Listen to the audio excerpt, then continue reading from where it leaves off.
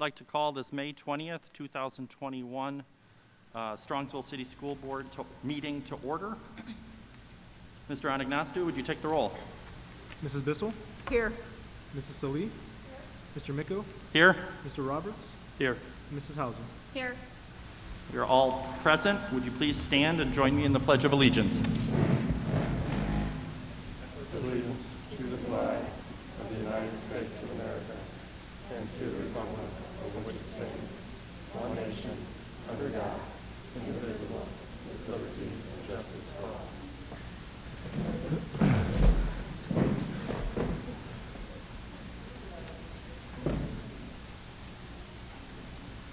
Next on our agenda is our district goals. Our district goals remain student academic achievement and growth, financial prudence, and community engagement. And tonight I have two examples of how we accomplish those goals. Earlier in the month, or earlier last month, we highlighted for the 8th straight year, our district has been nationally recognized with the Best Communities in Music Education designation by the NAMM Foundation. This designation recognizes and celebrates school districts for their support and exceptionally high commitment to music education. As an example, with over 1,300 students from 5th to 12th grade enrolled in our music curriculum at SES, it truly takes an entire community to support this premier music program we have built in Strongsville. We appreciate the efforts of the Strongsville Instrumental Music Boosters and the Choral Boosters for their dedication to helping us provide these music opportunities for our students. And I think that's a great example of all three of our goals, academic achievement and growth, along with financial prudence, and along with community engagement. And the other example I'm going to highlight is for academic achievement and growth, and I thought this was really cool. At the high school, Mr. Knapp's second period government class has been working in groups over the past few weeks on a civic action project. His students picked a current issue in America and then completed a task to have an effect on that issue, whether that be writing a letter to a government official, conducting a survey or a petition, or various other examples.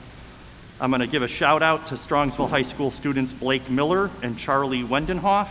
They decided to tackle the problem of political polarization in the United States. And for their civic action, they contacted and set up an interview with Representative Anthony Gonzalez, and Blake and Charlie conducted the virtual interview in front of the entire class.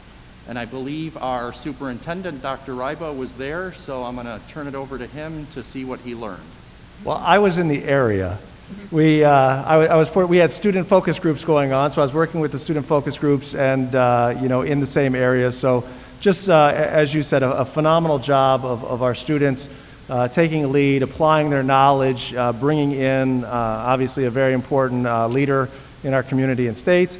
And I just got to say, that's one thing to contact a legislator, bring them in. But I do have to compliment the two young men. The way they handled themselves, the way they questioned, the way they led the dialogue was truly impressive, and I think our students benefited from the work that was done. So congratulations to our teacher, who did a phenomenal job creating a project that had meaning and value to what the students were learning, not only in the classroom but outside, as well as to our two students who facilitated a meaningful discussion. So I'm fond of the phrase learning in action, and I think that was a great example of just that, learning in action. Next on our agenda is public comment. I don't have any slips. Is there anybody who wanted to appear before the board for public comment? Hearing none, next I turn it over again to Dr. Ryba for recognitions. Well, we have a series of recognitions tonight, and we're going to start with honoring some very valued Strongsville City School team members that have decided to put in their retirement notice for this year, and so we're here to recognize some of them that were able to be with us tonight. So I'm going to turn over to our Assistant Superintendent, Jennifer Pelko, to lead the recognition. Jenny? Thank you, Dr. Ryba. This is just one of my favorite evenings of the year to recognize the service, the dedication, and the effort of our retirees here tonight and listed in the agenda. It's always exciting to highlight all of their accolades and the things that they've done for the students and staff here in Strongsville City Schools. So I totaled up their total years, and so We have represented over 186 years of experience. And so, you know, it's congratulations to all of them, but it is truly a loss for us because all of that experience and knowledge and sharing with our more younger staff is going to greatly be missed. So with that, I would like to call up Ms. Joanna O'Brien. She is the secretary of our Union 290, and she's going to be assisting me tonight passing out the awards. Thank you, Joanna, for being here. Prior to highlighting a few that were able to join us tonight, I just want to read off all of our retirees this evening. So Lori Greenland, who is my executive secretary, and she is celebrating 27 years in our district. She does a phenomenal job, and she will be missed. We also have teachers, Val Adkins, who teaches Title I at Muraski, and she's been with us for 32 years.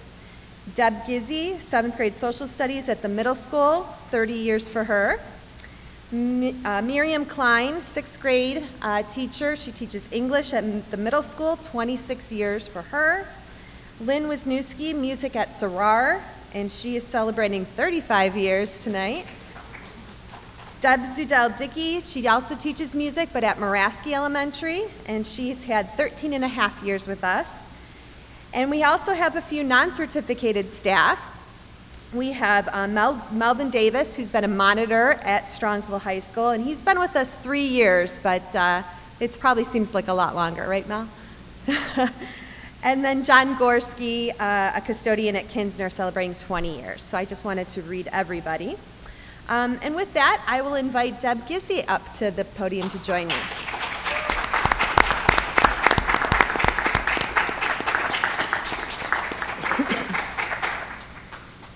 So Debbie began her career with Strongsville in 1991, teaching math and social studies at Center Middle School. She enjoyed middle school so much that that's where she stayed for her entire 30-year career. Debbie, you are one of the most kind and generous people I know. You are always willing to go above and beyond for your students, and the same holds true for your colleagues as well. Your creativity as a teacher has helped you to design lessons for students that engage them and especially allow them to build positive relationships with each other in your classroom. You have served as a team leader, a coach, a mentor to so many throughout your career. And as your former principal, I can attest of your helpful and supportive nature as well as your beautiful spirit of gratitude. Thank you, Debbie, for all you've done over the years for students, and you truly have made a difference in the minds and the hearts of so many. Wishing you all the best in your retirement. Congratulations.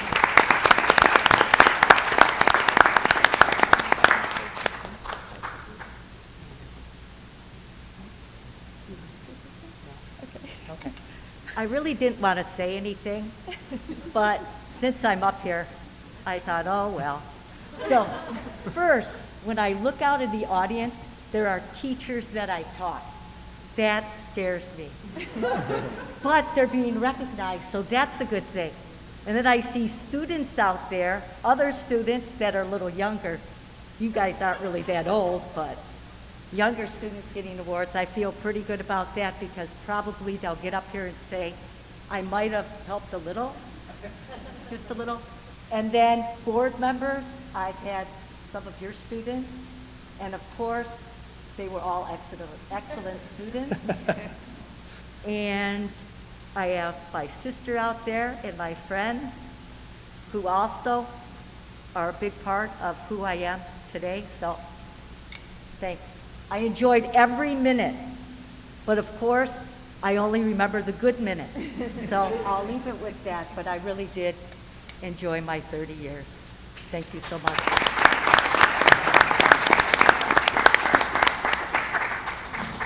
Oh, and I forgot I could have taken that off when I talked.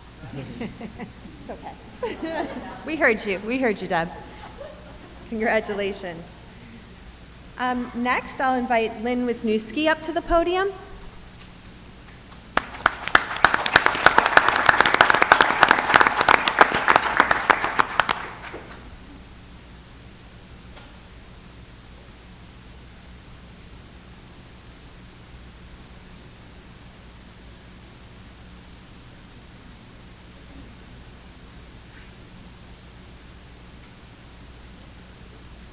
So Lynn began her career in Strongsville in 1986 as a music teacher at Zellers Elementary. I think for a time you even taught music at the high school, if I looked right. The high school, Muraski Elementary, Center Middle School, and Allen Elementary, and then back to Zellers, right? And then finally landing at your home right now at Sarrar Elementary. Did I get all that right? I also taught Oh. at Whitney for a little bit. Oh, Whitney, I missed that one. Okay, very good, very good. I find this one hard to believe, but according to your principal, one of your favorite things to do is teach the recorder.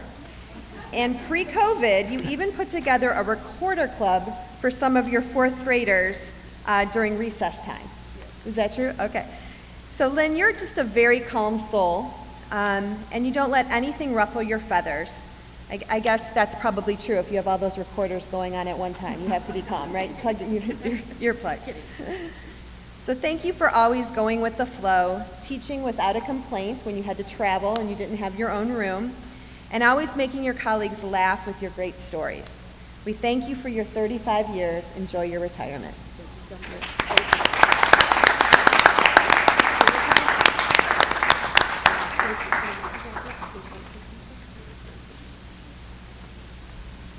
Congratulations to Lynn.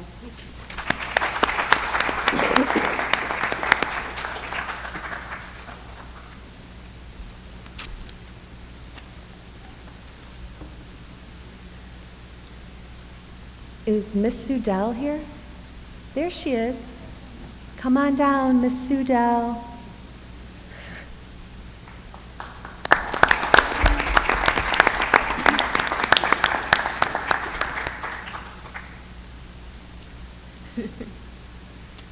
I tried to sing the best I could, but it didn't go very well.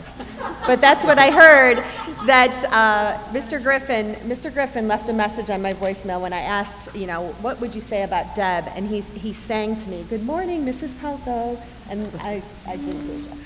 But anyway, Deb began her teaching here in Strongsville in 2008 as our music teacher at Muraski Elementary. Her passion not only for music, but for the wellness of her students was always so apparent. On her last day with us, I was able to go over to Muraski and see her visiting each and every student, and I'm not sure you got through one goodbye without tears. No. You always wanted them to feel important and heard in her classroom. From the way you greeted them each day to even teaching them some great dances, you wanted them to enjoy music as much as you do. Deb is a gentle soul, and her willingness to help, whether it is with curriculum mapping or building work, was always appreciated. Wishing you all the best on your well-deserved retirement.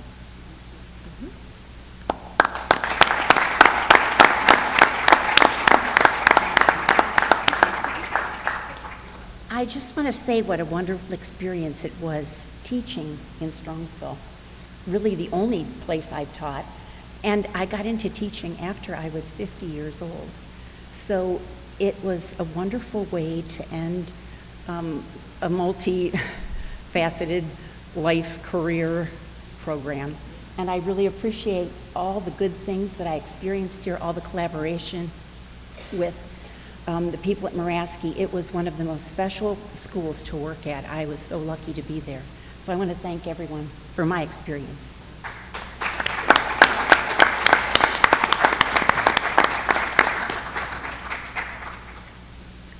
Next, I'd like to bring up Melvin Davis.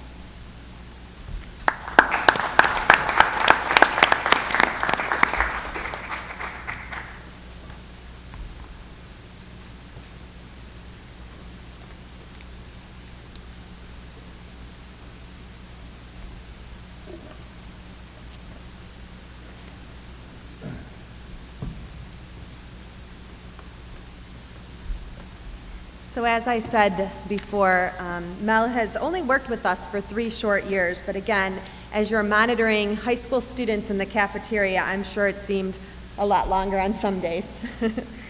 But your calm and supportive nature of our students is so much appreciated. You have been known to provide positive guidance to students and build just a great rapport with them in the cafeteria. Also, your coworkers appreciate your willingness to work collaboratively with them. And Mrs. Harb and Mr. Wingler both commend you on the hard work that you have shown and the positive attitude that you brought to work with you each and every day. So enjoy your retirement, Mel.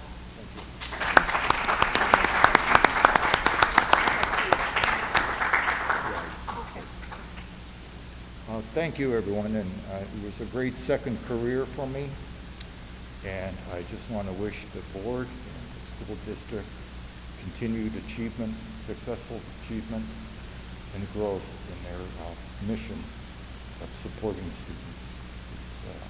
Both of my children attended, and my son went on to get his doctorate at Ohio State, and is now teaching at Kutztown University in Pennsylvania. So it's quite an achievement. And I also want to say it's been great working with the staff. We always work together to solve our problems. Thank you.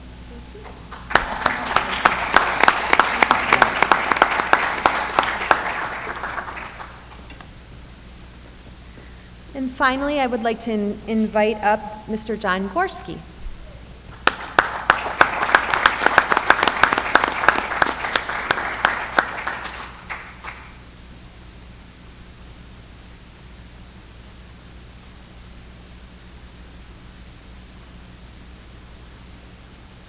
So John has served as a custodian in Strongsville since the year 2000, where you began at Sarar Elementary. And then you worked at Whitney, and most recently have been at Kinsner since 2002. Yeah, close enough. So John is quite the handyman, always giving his principal, Mr. Diedrich, tips on taking care of his yard. And you're also a great weatherman, I heard, that can actually predict if we're going to have a snow day or not. Oh, okay. That's what he said. He said you're like 100%. Okay. So I'm just thinking, Cameron, you might need to give him a call and save you some 4 a.m. wake-ups. Well, John, what do you think about Sunday? We got commencement. Feeling like good weather on Sunday? What's that? Weather on Sunday. What's Sunday going to be like? We have commencement on Sunday, and we want it to be very Next nice. Sunday. Hot, sunny. Hot. Well, there we and go. sunny. Hot and sunny. I like that. We'll That's go good. with it. Mr. Wingler and I approve of that weather forecast. So, John, I really hope that you enjoy your well-deserved retirement, and hopefully you now have lots of time to spend with your grandchildren and your dogs. Yeah, Yeah. grandkids. Grandkids, very good. Congratulations Thank to you you. on your retirement. Would you like to say? Oh, I'm kind of good with that. I Okay. just want to thank everybody here. Thank you for everything that you've done for me over the years. I missed my Kinsner class. Anybody here from Kinsner? No. Thank you, Steve. Steve's there. Thank you. All right. Thank you very much.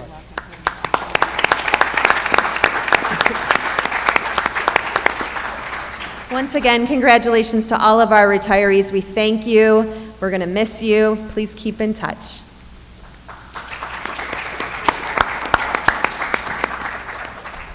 Once again, congratulations to all of our retirees, and thank you for the countless years of service. Whether it was 3 years or 35 years, you've truly had a positive impact on our students and our district and our community, so thank you for your service. At this time, it's my privilege to turn this over to our middle school principal, Miss Jessica Boytum, to go with our next recognition on the agenda tonight. So, Jessica?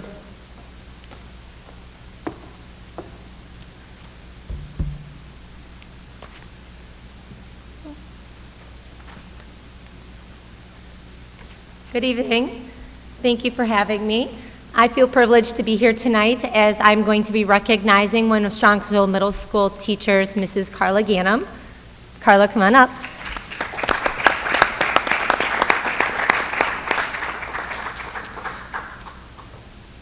Carla Gannum has the opportunity to teach 6th, 7th, and 8th grader art at our middle school. And today we are recognizing her because she is one of 15 educators who have received the Artsonia 2021 Art Education Leadership Award.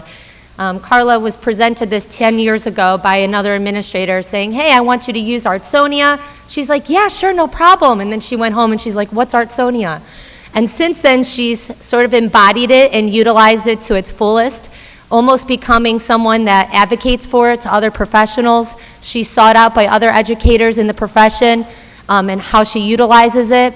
And for those of you that don't know what Artsonia it is, it's an online gallery where teachers can showcase student work to their parents and for their other students to see artwork. And this year alone, Mrs. Gannum, as well as our other art teachers, have showcased over 6,000 pieces of art from our middle school students, which is quite an accomplishment. Mrs. Gannum also is innovative, creative. She showcases the positive culture that we ask for all of our educators to embody. She's a wonderful role model, and to receive this award, one needs to exemplify all those things, not only in their classroom, but we're very appreciative that she does this within our halls and among our students. So congratulations to Mrs. Gannum.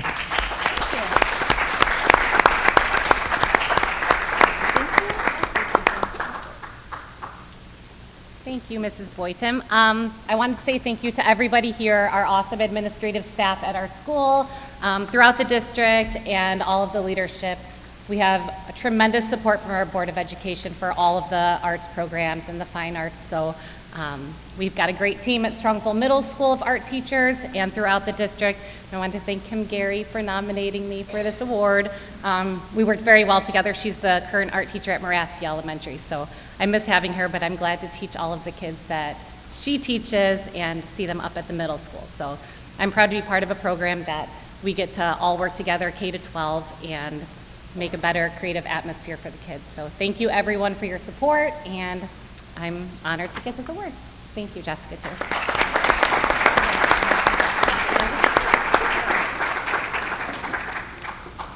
I would just like to say, congratulations, Carla. And I know the award tonight is about art, but Carla truly is an educational leader in our district, in art, in classroom, in just what we do as a school district to help better ourselves for our kids. And, when we take a look at all of our teachers and staff and administrators and what they did to step up during this pandemic, Carla was one of those that stood up with the rest of them, but stood up and took another step forward to say, whatever you need, I'm here to lead, I'm here to support. So thank you for all that you've done for us and the art department in our school district. So congratulations on this accomplishment, which is well-deserved, and just what you've done for our district in the middle school. So thank you.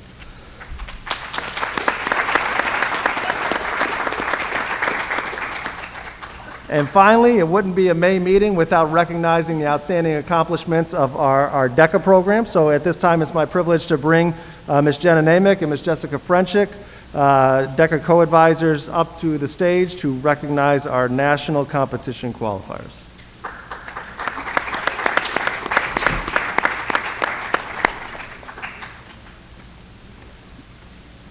Hello, thank you for having us, and congratulations to our retirees.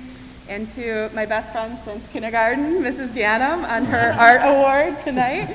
So Mrs. Namick and I are honored to be here. Last year happened to be Mrs. Namick's first year with us in the DECA program, and she has been the best person that I could ever imagine working with and being a team member with to get through not only the pandemic, but to prepare all of our students for the competition that they had this year and last year. So DECA is an association of marketing students for students who are interested in careers in hospitality, finance, business, marketing, and it really covers anything that a kid can be interested in going into the future. We have an amazing program here that is administratively supported by our teachers, and we have had great success through the years, which will continue and far succeed what we've been doing here in the future. So Mrs. Namick? I'd like to take a moment to recognize the students, and just to say we have our national qualifiers here. So when you participate in DECA, you compete in competitions at the district level, state level, and then the national level. And in a normal year, 15 students is our goal. We would love to take 15 students to nationals. But in a year kind of like this, it's insane that we had 15 students qualify to make it to the national competition. And I think that's just a true testament of the resiliency of Strongsville High School students and the students that we're going to recognize tonight. And what struck me the most with this group of students is that they didn't complain, they didn't get frustrated, they put their heads down and they figured out how to overcome the obstacles that came their way. So to the seniors that are here tonight, I just want to thank you guys for giving it your all despite those obstacles that you had to face. And to the juniors, I'm so excited for next year. Hopefully we can get back to normal, and I can't wait to see what you guys accomplish. And thank you all for giving us the opportunity to recognize these students because they truly do deserve it with everything that they dealt with this year. So here are some quick facts that we wanted to highlight for all of our DECA accomplishments for the 2021 school year. We were fortunate enough to still host a mock competition with the help of Mr. Wingler.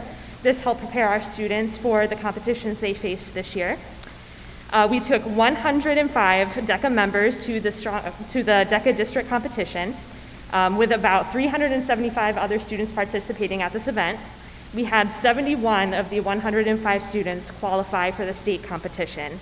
17 took first place, 16 took second place, and 14 took third place. Of those 71 students who made it to the state competition, we had 41 qualify for the top 10, and 15 who are here tonight who made it to the national competition. And then we do have one student here, senior Angelina DeCola, who earned a recognition for having a top role play score at the national competition. So students, when I call your name, please stand so you can be recognized. First up, we have senior Emily Lytle, who was in the apparel and accessories marketing event. She placed second at the state competition, and she is going to be attending Miami University for biology and pre-med.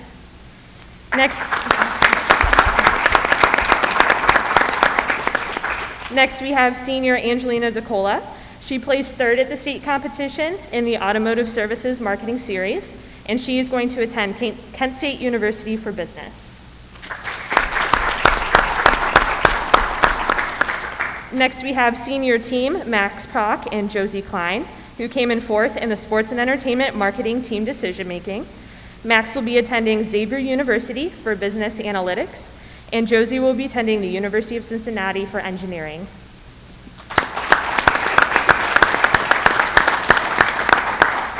Next, we have senior team Sarah Schoenberger and Sophia Lange.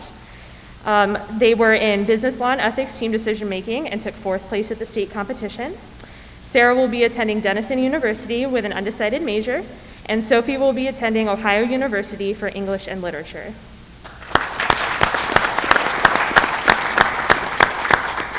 Our last senior is Justin White.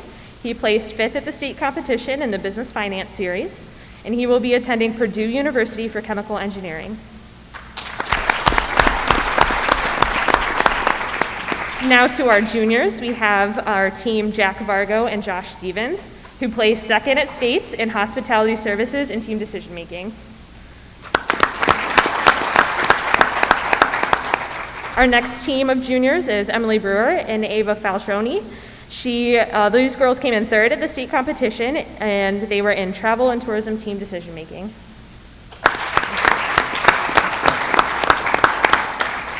We have junior Megan McFadden, who came in third place at the state competition for the Quick Serve Restaurant Management Series.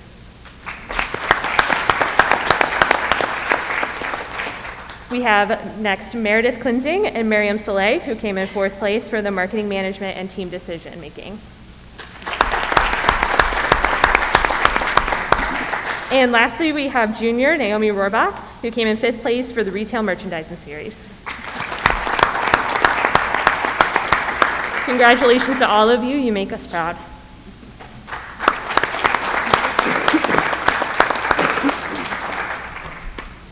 Thank you, Ms. Namick and Ms. Frenchek, for all the work that you did, especially during these difficult times. And congratulations once again to all of our students for this phenomenal accomplishment. It's a huge accomplishment during any year, but especially the year like we've had. So once again, let's give all of our DECA finalists a nice round of applause.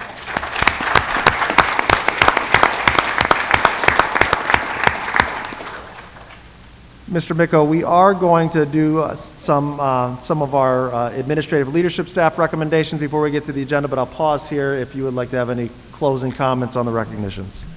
I just want to highlight the DECA students. Normally our practice is during these recognitions, I was going to say recommendations, recognitions, is to have the whoever's being recognized walk past us, and we offer our congratulations and we shake hands. And I know I, for one, am looking forward to being able to do that soon. But until then, one of my habits is always to let those people know how proud we are of them. And so I'm going to do that publicly for everyone. I want the students to know that we are very proud of you. You have done great things in your individual accomplishments, and one of the reasons I'm so proud of you is because you're examples for young Mustangs coming up through the ranks. There's a few of them in the crowd tonight. They now know that if they set their mind to it, they can be outstanding in apparel and accessories, or maybe automotive services, or maybe marketing management, or maybe sports and entertainment. And they can also know that regardless of what they do in these competitions, they can go on to study college for chemical engineering or any other kind of discipline. And they can have their feet in different worlds and try different things. And I think that's outstanding, so I want to congratulate all the students. I want to congratulate the parents who helped push them along when needed and encourage them when needed. And ultimately, I want to thank the teachers who gave them that guidance. It's wonderful at this May meeting because we get to see our retirees and let them know how proud we are of them, of the example they've given. And it's kind of neat when you have a retiree who can comment on her fellow teachers who once were students, not fellow students. That was really neat, and I think that's something special that we should recognize and let everyone know how proud we are of them, of the example our employees set, so that the younger employees can set their mind to being great examples also. So again, we're proud of everyone, and thank you for all your support.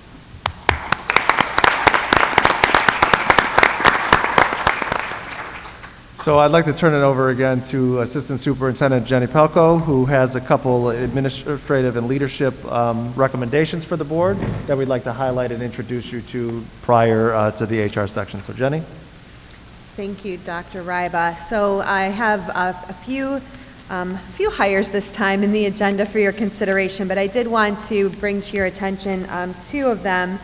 The first one is our new assistant treasurer.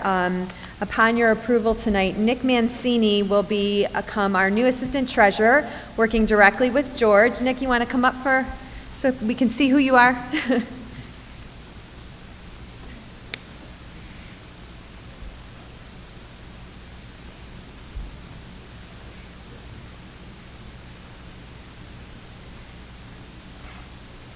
This is Nick, everybody. Nick comes to us from West Branch Local Schools, where he has served as a treasurer's assistant for the last year. He has had a long-standing career in wrestling and even served as a coach at Heidelberg. Is that correct? Correct. Yeah.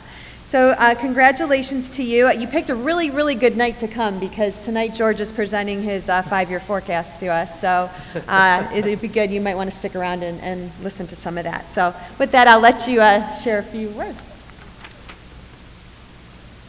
All right, well, thank you for having me. I'm very excited for this opportunity. I'd like to thank the administrative team that I went through the interview process with for selecting me for this role, and I really look forward to serving this exemplary school district and community. So thank you all very much.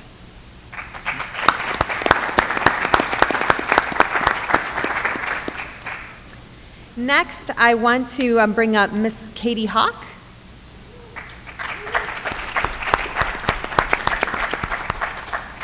So Katie's been with the district, I believe, since 2008 at Sarar Elementary, where she began teaching as a second grade teacher. Most recently, she has served the district as one of our literacy coaches. She's served as a TBT coach, a tech coach in the district, and has just provided such exemplary leadership to our teachers and our staff, especially most recently in her role as a literacy coach. So I am thrilled to announce that Katie will become our new assistant principal at the elementary level. She will be at Kinsner and Muraski, helping to support our students there. She will also help to coordinate our social emotional learning initiatives within the district across all 5 elementary buildings. And we couldn't be more, proud to have you on board and our administrative team. So congratulations. Thank you. Well, I just want to start by Cameron, Jenny, members of the board, I am so incredibly excited for this opportunity. It's great to see all the teachers here and, talk about their students and where they've come. And, Strongsville has always been home to me. I went through the Strongsville schools. I graduated from Strongsville High School, and I've devoted my whole teaching career here so far. And so I'm just so incredibly excited to continue at Kinsner and Muraski as the assistant principal and get to know all the staff. Most of them I already know, and the parents and the students. So thank you again for this opportunity. Thank you.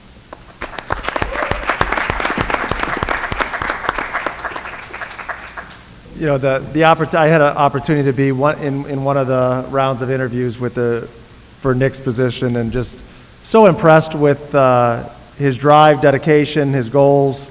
And I know you're going to be not only a great fit for the department, but you're going to help move the department forward. That's what we want of all of our employees, is not just to be a part of it, but to help it get us better. And I know you're going to do that. And Katie, I think I'm just as excited as you are for the opportunity for you.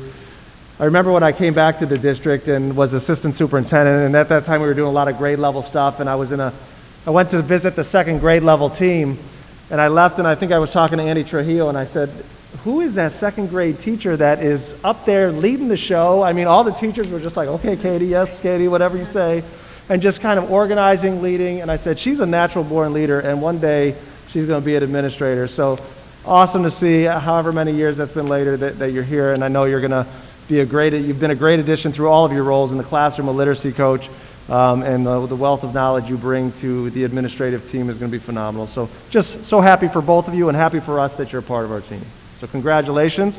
And before we move on with any other recognitions, I think a lot of other people took the cue to exit. But if there's anybody left here that has the opportunity to enjoy the rest of your evening, you may do so at this time. So thank you. Or you're welcome to stay, because it's really exciting. Nick, I think you were kind of told you have to stay, right? I left it up to him. Yeah.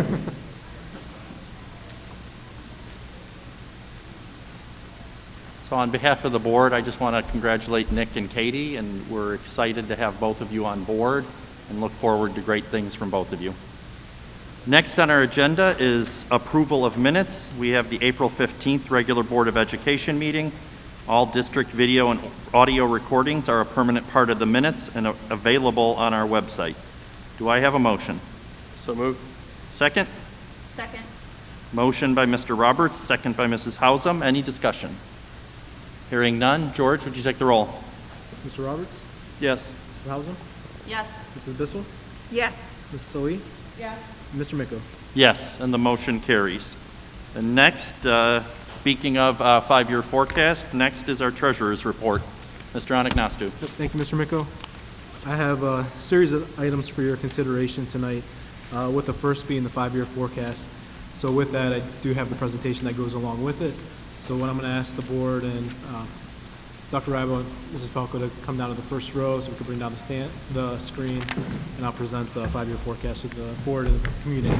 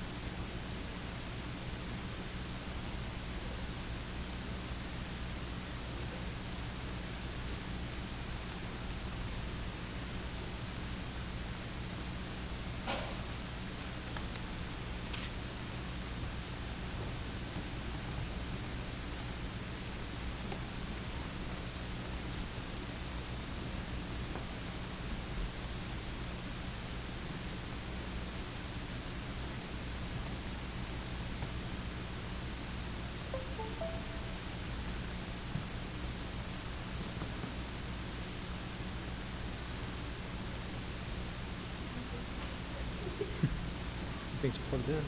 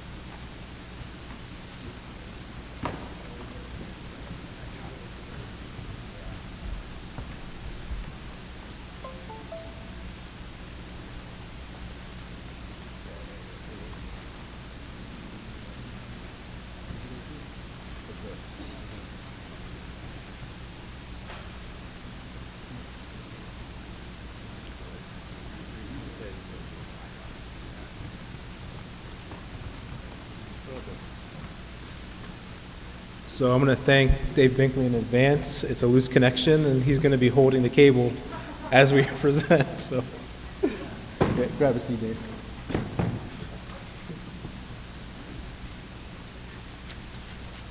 All right.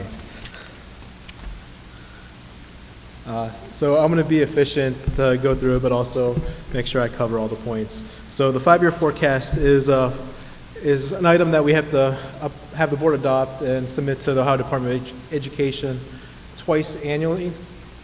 The first is in November. It used to be in October, but with the recent law change, it was in November. And the November fall forecast is more aligned to the district's annual budget at the beginning of the school year, and the May forecast is we're kind of forecasting out the remaining of the current fiscal year, and it also sets the ball rolling for the budget process for the upcoming school year. So it's more aligned. So the current year is forecasting out the rest of the expenses and revenues, and for the next school year, fiscal year 22, is setting the budget for that fiscal year and the out years.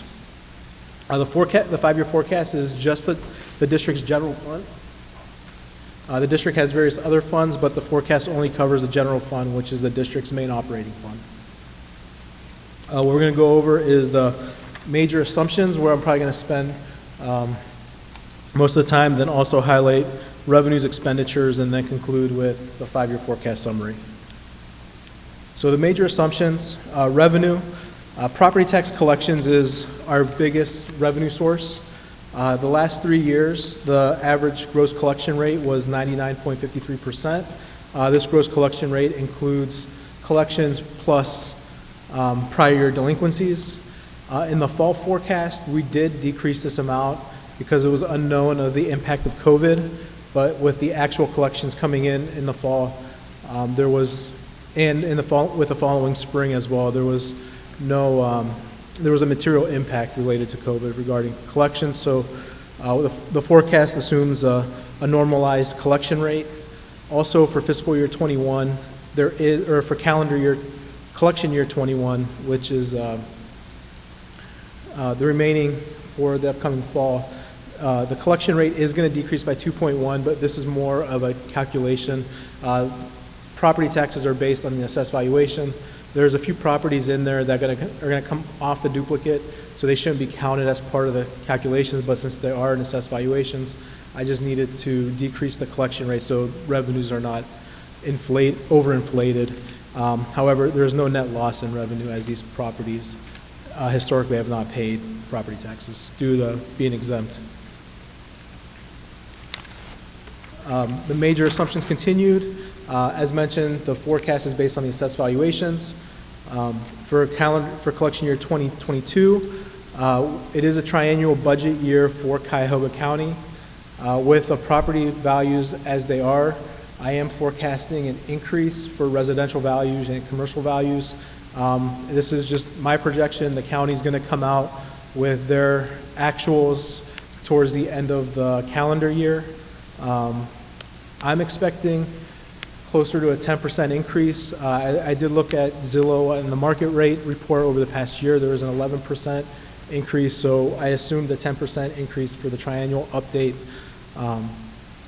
for next year's assessed valuations for residential properties, and following an 8% for commercial properties. And how I determine the 8% for the commercial properties is with the last sexennial budget update, when the values increased by 10% for residential, commercial increased by 8%, so it kind of followed suit. Also, just because the rates increase, the values increase, doesn't mean that we're going to gain additional taxes. Where it impacts is going to impact the effective rates. So as values go up, the effective rates are going to go down. That way we collect the same level of taxes. However, there is inside millage, which is not subject to the effective rate. So there will be a slight gain, but not a material gain. Additional assumptions for revenues regarding the assessed valuation. So as we may have heard in the news recently, South Park Mall did sell. It was valued at $181 million with the county. It sold for it sold for close to $60 million, which is a decrease of about $121 million, or a decrease in assessed valuation of $42 million. So I did assume a decrease in assessed valuation for the sale of the mall, as it will probably likely the value decrease with the county based on the sale. However, due to the assumption of the increase in commercial property, the net impact is not going to be the full amount. It'll be about a net impact of $19 million in total for commercial property decrease in assessed valuation. Then additionally, the forecast assumes a potential refund for the mall, as they have 2 pending tax complaints, and the forecast assumes the worst case scenario. Nothing has been determined yet. It is still pending, but felt since it is pending and with the recent sale that we should assume something for those pending cases. Then additionally, in 2016, residents renewed a 5-year $6 million levy with collections beginning January of 2018. The forecast assumes the levy will expire in tax year December 31, 2021, which is this December, and collections will continue through the following December of 2022. Our first opportunity to put this renewal on the ballot is this November, and I will begin the process with that with the first resolution of 2 at our next board meeting. And then in May 2019, residents approved a 5-year $5.9 million levy with collections beginning January 2020. The forecast assumes the levy will expire in tax year December 31, 2023, with collections continuing through December 31, 2024, the following year. State funding, the 2019 per pupil and foundation revenue amount is the base aid amount used for fiscal year 2020 and beyond. During fiscal year 2020, we experienced a 9% or $950,000 reduction in state funding due to the COVID-19 pandemic. For this fiscal year, it was partially restored in January 22nd of 2021, and also with that, casino revenues have been reduced due to the casinos being closed for 3 months. For fiscal year 2022 and 2023, the recent governor's biennium budget has restored funding levels to the 2019 pre-COVID levels. However, the state budget is subject to change as the House of Representatives voted for passage of the fair funding formula, and at this time the proposal is with the Senate for deliberation. So due to the uncertainty of the fair funding formula, the forecast assumes the governor's biennium budget as the benchmark. So we'll continue to follow. The state has to adopt the budget by June 30th. There is rumors that the Senate might be proposing another formula, but at this time, what we know is the governor's proposal is at current 2019 levels, and which is the same assumption for 2024 and 25, which is the following biennium, keeping the funding levels the same. There was no indication in either proposal that the district was going to lose funds. Historically, in a 5-year forecast, since we were always on a guarantee, I would reduce state revenue 5% of the guarantee, which is about $450,000 a year. and then the following budget would accumulate to about close to $1 million a year. So that was in the fall. That is not in this forecast based on most recent information that we know now. Moving on to expenditures, anticipating 5 new positions in the general fund next year, which are the 3 literacy coach positions that were grant funded. That grant is ending, and those positions on the general fund, and then also 2 additional administrative positions that are becoming on as well.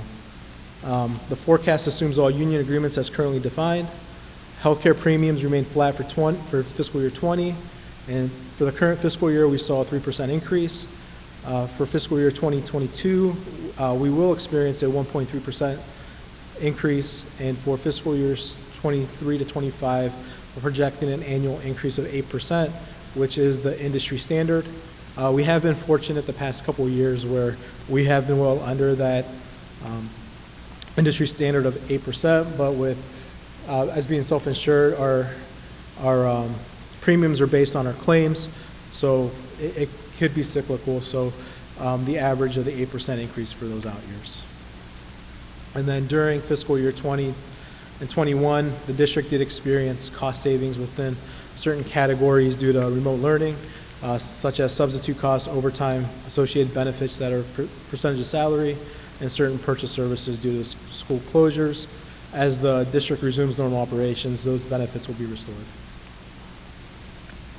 A purchase service, it increased by $900,000 from fiscal year 20 to 21, which was last school year to this school year. The increase is due to $535,000 for the Strongsville online learning option. Fiscal year 21 was $535,000. There is a placeholder in there for fiscal year 22 and 23 of $180,000, but these funds may also be moved to ESSER 2 or ESSER 3 as we're finalizing those plans, or based on attendance or interest may not be used at all. So currently as a placeholder. Increase in tuition to other districts increased by $400,000, $300,000 of which was for community schools. We did see a spike this year, primarily to the online community schools, so I think it was related to COVID. As we'll see in the forecast, I am projecting an increase in community schools, but not as much as it increased this year.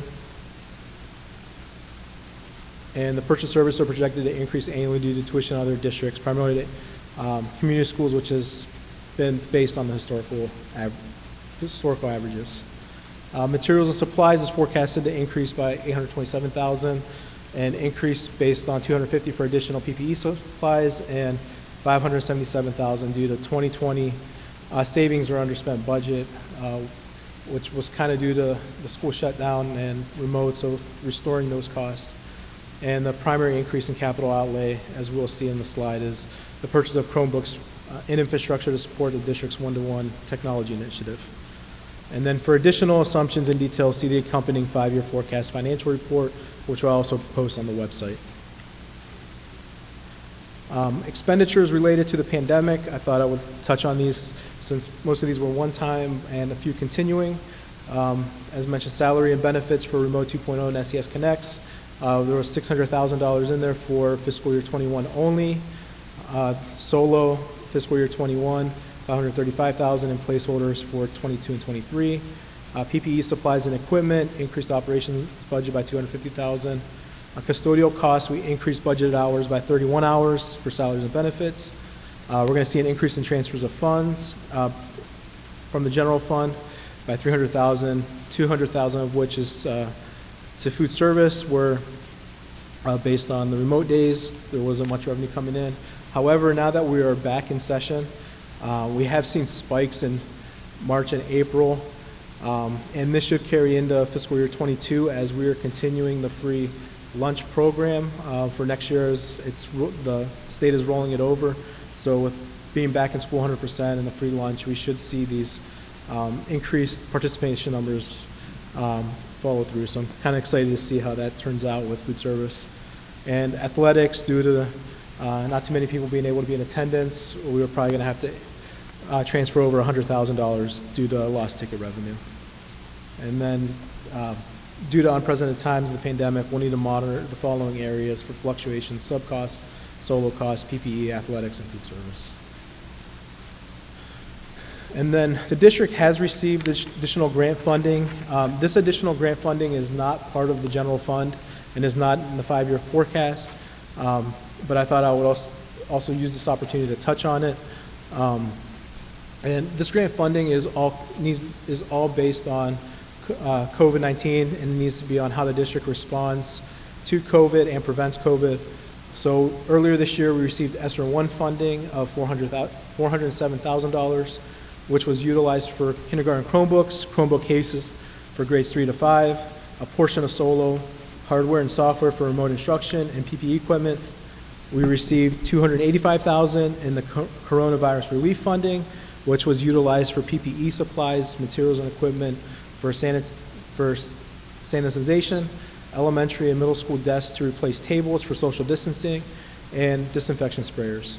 We received a Broadband Ohio connectivity grant of $21,205, which was used for public Wi-Fi and transportation hotspots. The high school received library services technology CARES mini grant of $3,000, which was utilized for an online digital catalog. And for the upcoming school year, for school year 22 and 23, we'll have ESSER 2 funds, and then we'll have ESSER 3 funds for school year 22 through 24 for a combined total of $6.1 million. And it will be primarily used for summer programming, staffing, software programs to address learning loss, professional development, equipment supplies, and/or capital improvements. We're still finalizing these plans, but also note, I know there's some talk in the community that we're being influxed with all this money.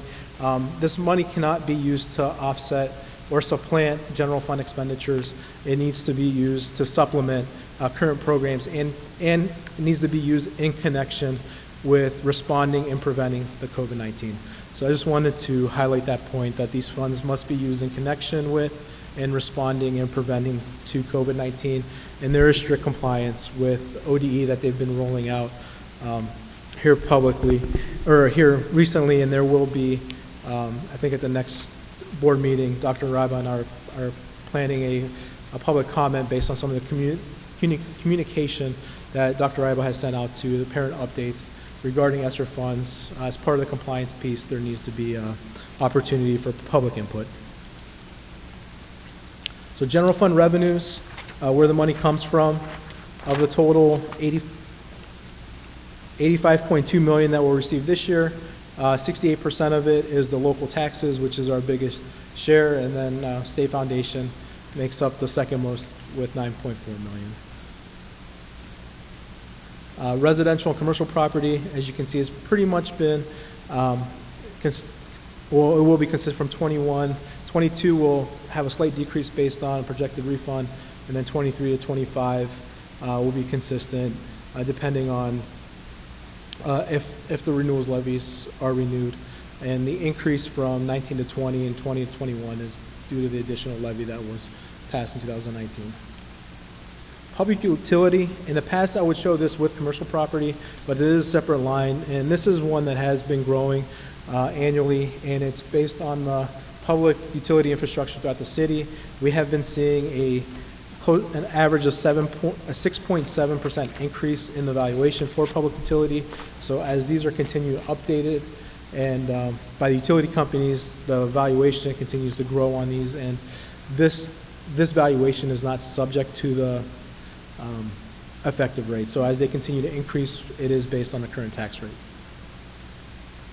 State foundation, from 2020 to 21, we saw a slight increase based on the restoration of state funding. In 19 to 20, it was decreased due to COVID-19 reductions, partially restored in 20, and then in 21, restored again. In 22, will continue on through the normal rates prior to the COVID-19 pandemic. Restricted aid, there is a portion of state foundation, $72,000, that is restricted for other services. Those have been consistent for over the years at $72,000. Property tax allocation, this is our homestead and rollback. Again, it's been consistent over the years. In 23 to 25, the orange is based on the renewal levies. 2016-17 and 17 to 18, there was a drop, which was due to the TPP phase out that was phased out in 2016. Other revenues, we did see spikes in 2019, 20, and 21. These spikes are related to a portion of being increased due to outside tax settlements that we were able to have as part of the Board of Revisions, where we were able to settle on certain property value tax matters. Those are expiring. We will have an opportunity to, if the county has not made the adjustments to those values, that potentially go back to the Board of Revisions for them. And then we also saw decreases for this year in tuition, full-day kindergarten tuition due to remote days, preschool interest, as the interest rate has been declined based on this investing market that is we're currently in. Other financing sources, we did see a spike this year, which is due to the Bureau of Workers' Compensation. They issued a refund and a dividend, which totaled about $1.2 million. In 2019-20, we've also saw refunds from the Bureau of Workers' Compensation. Those are one-time dollars and can't be relied on every year. That's why they're not in the forecast in the out years. Expenses, where does our money go? Of our $75.5 million in general fund operating dollars, 80% goes to salaries and benefits. Then the remaining is, then 11% is purchase services, and then the remaining 9% is split between materials, supplies, equipment, and capital and other objects. Salaries, as mentioned earlier, are forecasted based on the current contracts that are currently negotiated, and with the increases that are built into the negotiated agreements. Benefits were based on, portion of them are increasing based on the percentage of salaries, and then others based on the healthcare premiums. For 21 to 22, a 1.37% increase, in the out years, an 8% increase. Purchase services. Purchase services are primarily made up of contracted services for nurses, occupational therapists, behavioral services, technology services, outside transportation, building services, insurance, legal, utilities, and other tuition. 2020 we saw a slight decline due to remote days. 21 we saw a slight increase due to the tuition into the charter schools. And then in 2020, from 21 to 22, a slight increase, which is, again, as mentioned, still anticipating an increase to outside tuition, which is the biggest amount of the purchase service amount, but more, not the same jump that we saw this year, but more of a 10% increase to community schools, which has been the historical average. Supplies and materials, this fluctuates from year to year based on actual usage. In 2020, there was a drop because of from being closed those 3 months of the school year. 21, we saw a spike, and then 2022, it kind of restores the budget back to the normal amounts. And this makes up about $2.3 million of the total $75 million expenses. Capital outlay for this year, it's about $1.1 million, and it's mainly the one-to-one Chromebooks for the district's initiative to technology. General fund debt has been consistent from the out years. We are seeing in 2025 a debt payment come off, and in 2018 there was a debt issue that came off as well. Other objects remaining consistent. The increase from 20 to 21 is due to the other levy coming on with county auditor fees, which is tied to a percentage of collections of 1%. Transfers and advances, it makes up other sources. We are going to see a spike this year due to increased transfers for food service and athletics, and the remaining transfers are made up of our district's termination fund, where we pay severance for outgoing employees, food service, school supplies, and the turf reimbursement. And to wrap it up, to bring the general fund together, so the current year is in yellow. We began the year with $41.7 million. Our total revenues, 85.3 projected.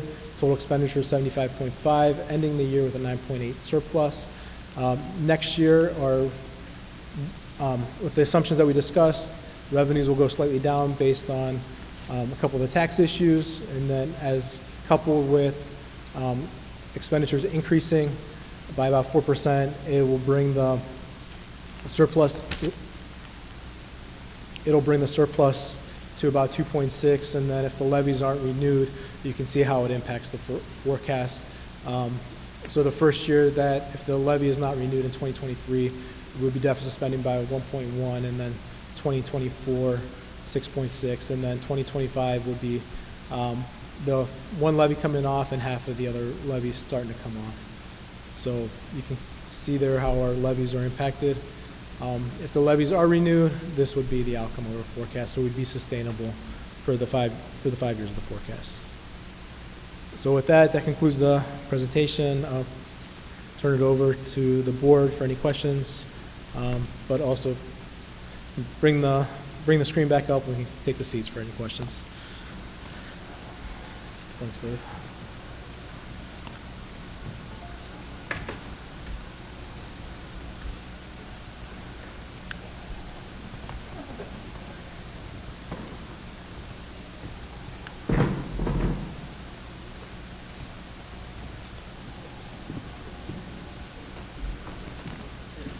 Did you want to take the cord so we don't forget it?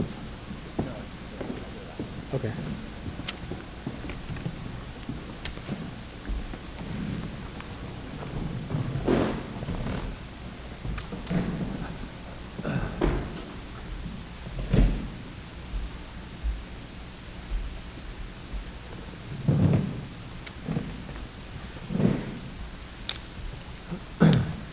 Did anyone have any questions for George about the 5-year forecast? George, I just noticed under supplies and materials, from 2019 to 21, it's kind of a big jump, and then we stay consistent with that 22, 23, 24, 25.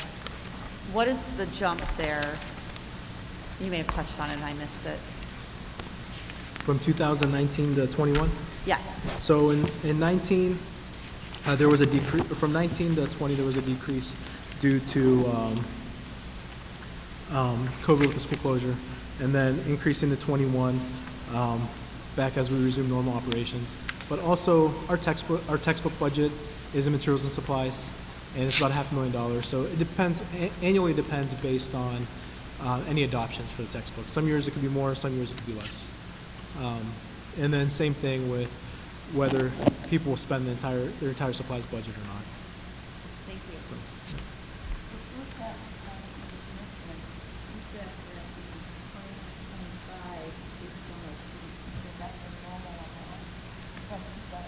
yeah, that's our normal budgeted amount. Yeah, so if it fluctuates, so we could see a savings if it's not spent 100%. So the out years is tied to the budget. So the out years of the forecast is more of, this is our budgeted forecast. I have been working on the departments to bring it more consistent to what we spend, but with textbooks, within the material supplies, textbooks is one of the biggest items in there, and the adoptions vary annually.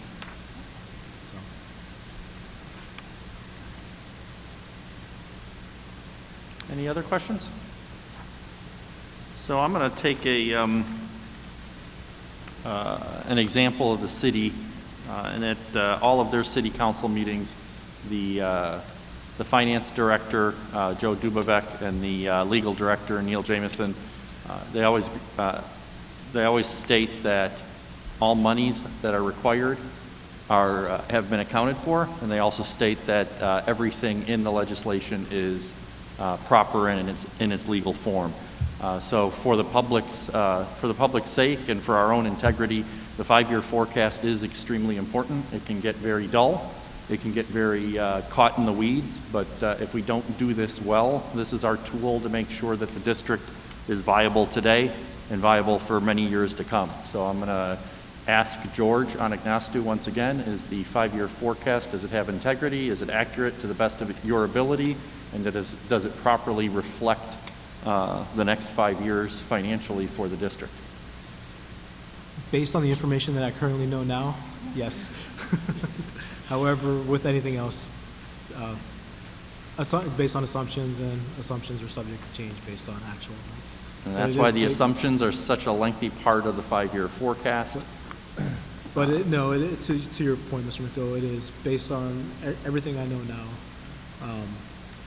To the best of my knowledge, I tried to incorporate everything to be as accurate as possible. And we would expect nothing less, but it's important that the public knows that that we are serious about this 5-year forecast. One of the intentions I always have with a 5-year forecast is it's a guide, and you want to kind of be conservative on your revenue. You don't want to overinflate it or underinflate it, and you also want to be as accurate as you can with your expenses so that ultimately there are no surprises financially. Thank you, George. Yep. So if there's no other questions for the forecast, moving on to item B, which is the financial report for the month ending March 31st, 2021, which can be found in Exhibit B. Item C is the financial report for the month ending April 30th, 2021, which can be found in Exhibit C. Item D is new funds for 2021. Be it resolved upon the recommendation of the treasurer that the following new fund be approved for fiscal year 21. Fund 499-9221, which is the safety grant. Grant approvals, be it resolved upon the recommendation of the treasurer that the following grants be approved for fiscal year 21. The safety grant, which was awarded by the Attorney General's office for $27,734.83. A Strongsville Education High School Algebra Chromebook grant for $2,600. And I also have an addendum, as there have been for the past couple of days additional Strongsville Education Foundation grants that I wanted to include in this agenda rather than waiting till June. That way our teaching staff can start utilizing those grants before they're gone for the year. And it is a high school algebra flexible seating grant for $2,600, middle school orchestra grant for $2,500, which will be used for electric guitars, and middle school 8th grade math teacher Chromebooks for $2,600. Item F, the amended appropriations for fiscal year 21 be resolved upon the recommendation of the treasurer that the amended appropriations for fiscal year 21 be approved as in Exhibit B. The items listed for change are listed within the exhibit. Item G, medical and prescription insurance. Be it resolved upon the recommendation of the treasurer that the medical and prescription premiums with Medical Mutual be approved as presented in the exhibit, an increase of 1.37% effective July 1st, 2021. Item H, House Bill 9, Ohio Public Records Training Certification. Be it resolved upon the recommendation of the treasurer that the Board of Education accepts the certified hours for House Bill 9, Ohio Public Records Training. This training is in compliance with all Ohio Public Records statutes of the Board of Education requirement that the treasurer, George K. Anagnostou, be designated on behalf of the Board of Education for public records training. This training was held virtually on Friday, August 16th, and presented by the Office of Dave Yost, Ohio Attorney General. And what that is as a public official every 4 years, you need to have public records training at the organizational meeting. You designate the treasurer on your behalf to cover this compliance piece for you. So this acknowledges that I did this on your behalf. And the last item for your consideration, which falls under student services, but it's under my agenda due to conflict, for North Coast Therapy Associates, be it resolved upon the recommendation of the treasurer that the Board of Education enters into agreement with North Coast Therapy Association to provide occupational and physical therapy services for school age and preschool students with disabilities for school year 2021-22 school year as shown in the exhibit F. And with that concludes my report. Any other questions for George? Our compliments to you. I know the 5-year forecast is a lot of work. I know you, this 5-year forecast, you had one arm behind your back, and I'm sure everyone's happy and excited to have Nick on board, and I think you're probably the most happy and most excited. Yeah, I'm excited for him to start. I think it's June 1st. Tuesday he'll be in. And as Cameron touched earlier, excited for his what he showed during the interview process in the rounds that he came up with, his leadership and his drive and determination. So we had about 40 people apply, selected 13 to interview. However, we only interviewed 9, and of those 9, Nick really stood out in both rounds.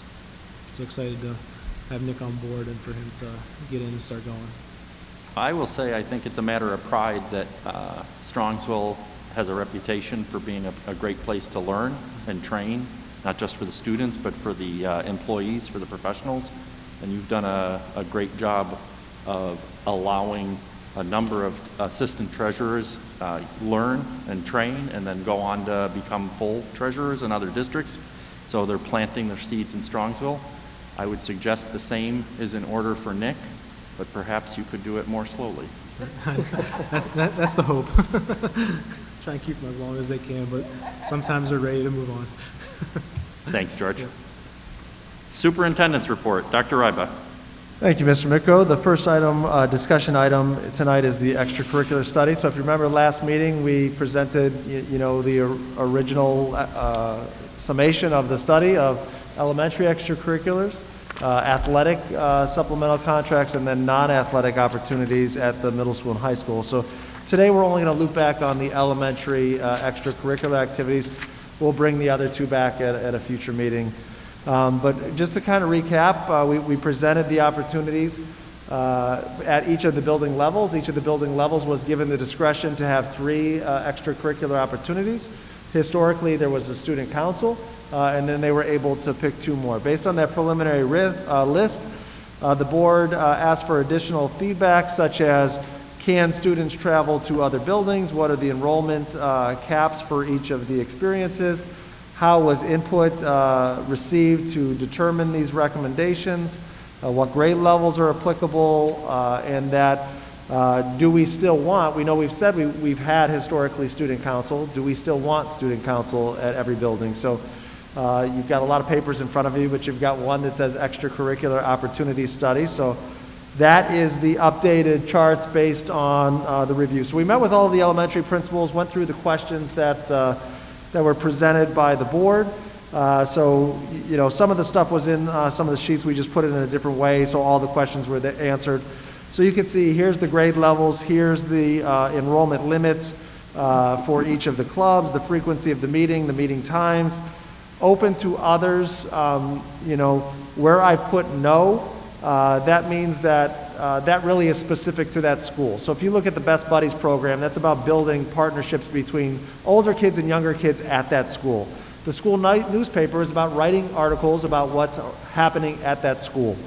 Student council was no, because student council is about giving back and leadership with that school, and every school has it. Where you see possibly, that means that's a topic that could be open to anybody. Possibly means, hey, if parents want to drive back and forth and get the kids there, possibly that could work. If we have the opportunity for transportation, possibly that could work. And if there's room within the enrollment, possibly that could work. So nobody's saying, hey, Kinsner Elementary School, we got book club and choir. So if you're at Chapman and you don't have a book club and you don't have a choir and you want to go participate in Kinsner, you can do that, possibly, if you have transportation there or we can provide it, as well as, there's not a capacity limit that's already been met by the building that's hosting that supplemental. In terms of the feedback that was received, predominantly the first round, it was staff surveys. What is your interest?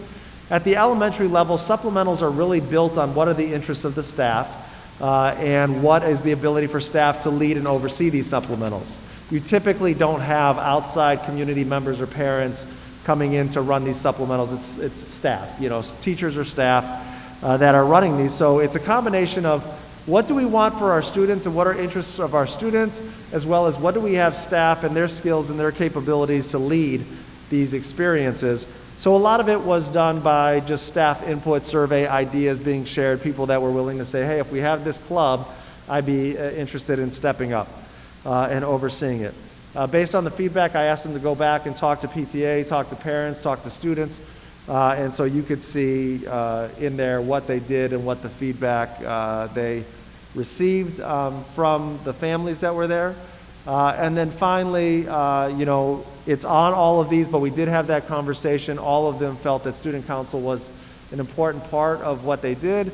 You know, Mr. Roberts made mention of, hey, let's look at some continuity between what we're doing from the elementary, middle school to high school.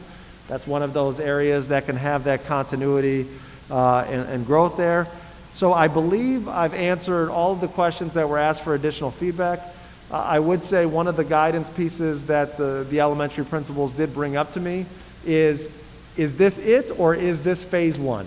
Some of them have even written like, hey, if we remember originally there was 5 before the reduction happened, we brought back 1, and now we've kind of have a middle ground of having 3.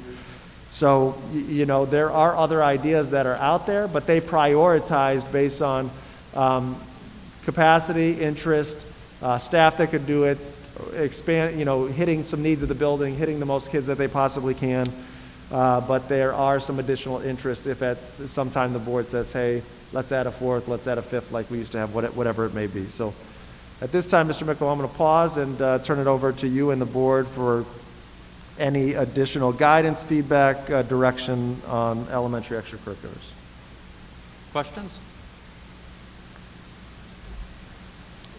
Mr. Robert, the enrollment limits, how did those come about?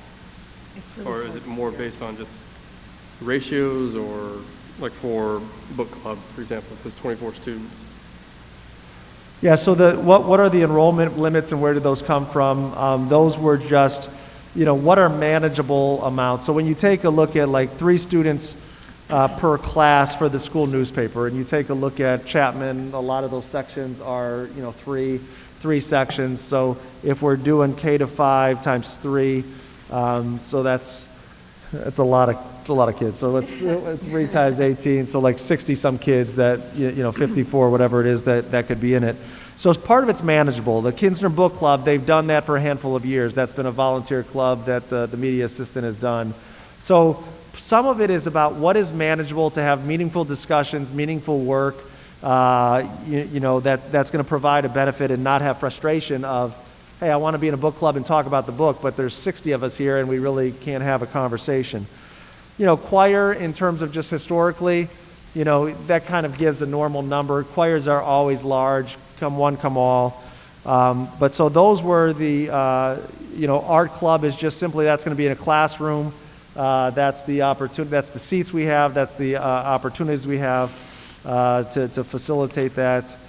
So that kind of gives an overview of, you know, what is manageable in terms of, if you take a look at student council and 2 per class, again, we've all been a part of groups. We want to get as many kids in a leadership experience as possible, but there is that tipping point between too many, and you're not going to get anything done when the group is too large. So that's some of the context. Thank you. Yeah. I don't have any questions, but I have some comments. I just want to draw attention to a couple of things here that concern me. I'm looking at Whitney and Sarar particularly. They have 0 opportunities for kids K to 1 at Whitney, 0 opportunities for K to 2 at Sarar. And if you continue on, it improves a little bit. Muraski has 1 opportunity K to 2. Kinsner, 1 opportunity K to 2, and Chapman, 2 opportunities K to 2. So this worries me, that some of the schools have opportunities for our younger students, some of them have none.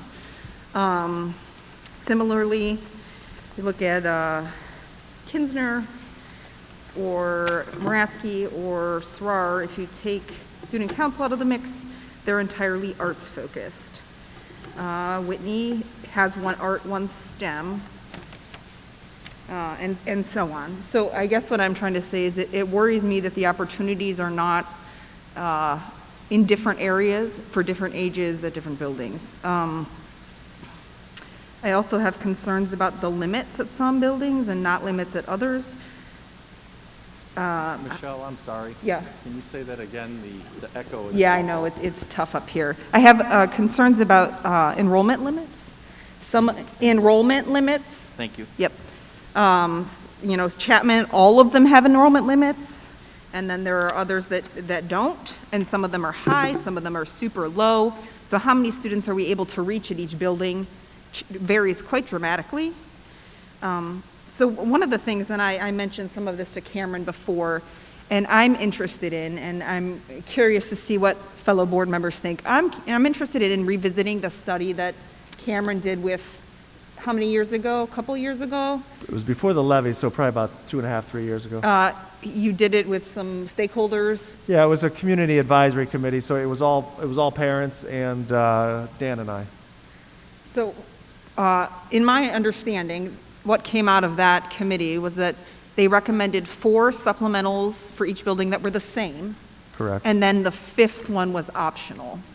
So my suggestion at this point, since I know from 3 to 5 is a huge leap and we don't want to make it, could we consider doing the 4? Did we have 4 outlined specifically? Yeah, we had 4 outlined. Yeah. Okay. Can we consider those 4 that were carefully considered by our community members, by our stakeholders, by our parents, and do those 4 now, and then look at the principal's future plans and add the 5th one somewhere down the line? Because I think that may address a whole host of the concerns that I have here.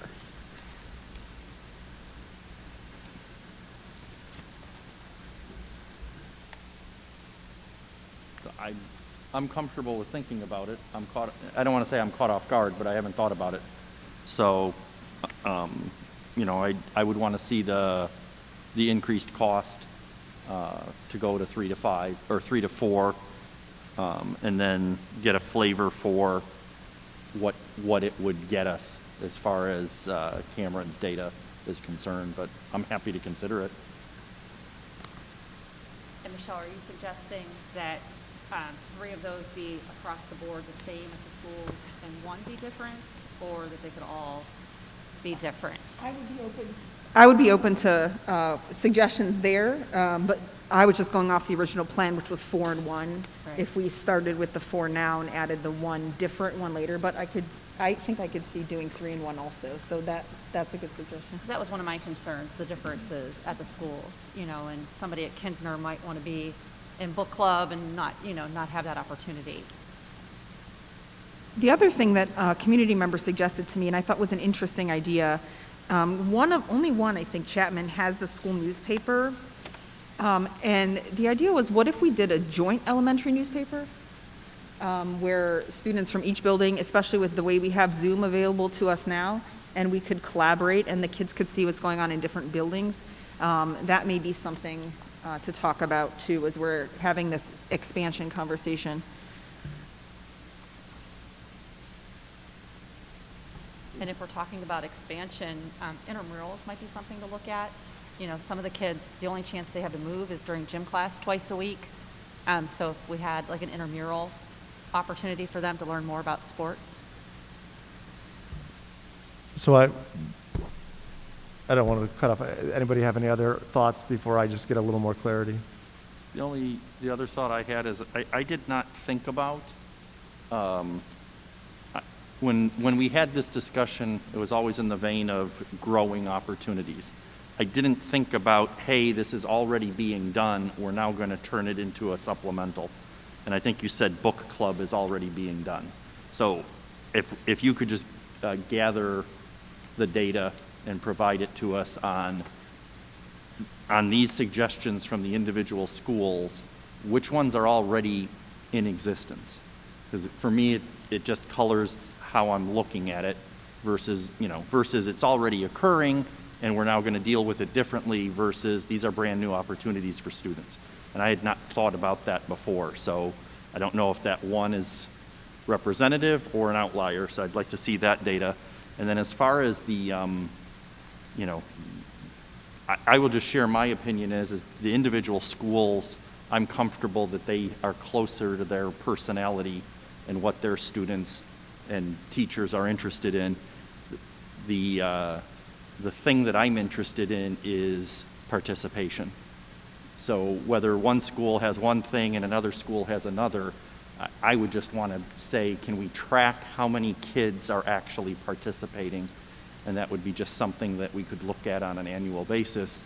And, you know, I do think, you know, nothing is I don't want anything to be an extreme, but the number of kids that are participating, to me, the more kids that are participating in extracurricular activities, the better. So if we can, I think it would be useful to us to measure that on an annual basis and just look at it, not necessarily set goals or anything. This is the first year, let's see what happens, and then adjust. And Cameron and I were discussing it. These are not in stone. This could be looked at as a first year effort, and just like anything else, things wax and wane, and you know, 1 year or a number of years it could be book club, and then different interests come forward and the individual schools can pivot and change as they go forward. But I would like to understand how many of these extracurriculars are already occurring. I can share that information with you. I just want to kind of put an asterisk on that, though.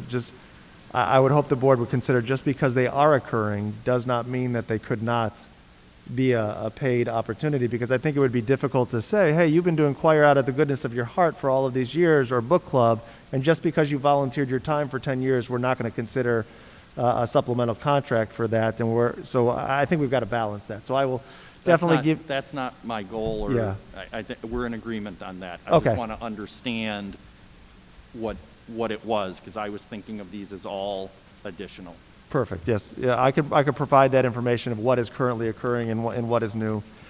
The other part that I think I need a little more guidance on is so the recommendation from the community committee was they created 4 categories. So the 4 categories that they created were service learning, the arts, this is all one, athletics, health, and or fitness, and then STEM. So their direction was elementary principals, and then the 5th one was you pick, right?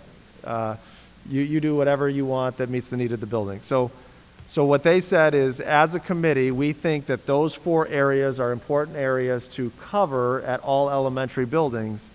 And the direction, I'm looking at Dan because he was there with me, the direction was then, hey, talk to the elementary principals and see underneath each of those categories, they wanted it consistent, and what the 5 elementary principals could agree to underneath those categories. Dan's nodding his head, so I'm on the right track. So under service learning, they stuck with student council. Under the arts, they had selected choir. Under the athletic health and fitness, they selected intramurals. And under STEM, they selected a makerspace club. So the part where, not that you have to give me a decision now, but I want you to think about is, do you want to, those were different principals at that time. You know, so we've got new principals that made that decision. So one decision would be, hey, Cameron, go back and talk to the principals and see if we like these 4 overarching categories, what do we like under those? If you still want consistency across all buildings, you know, experiences, you know, here's the span, here's the scope, here's the enrollment, all of that stuff can be consistent.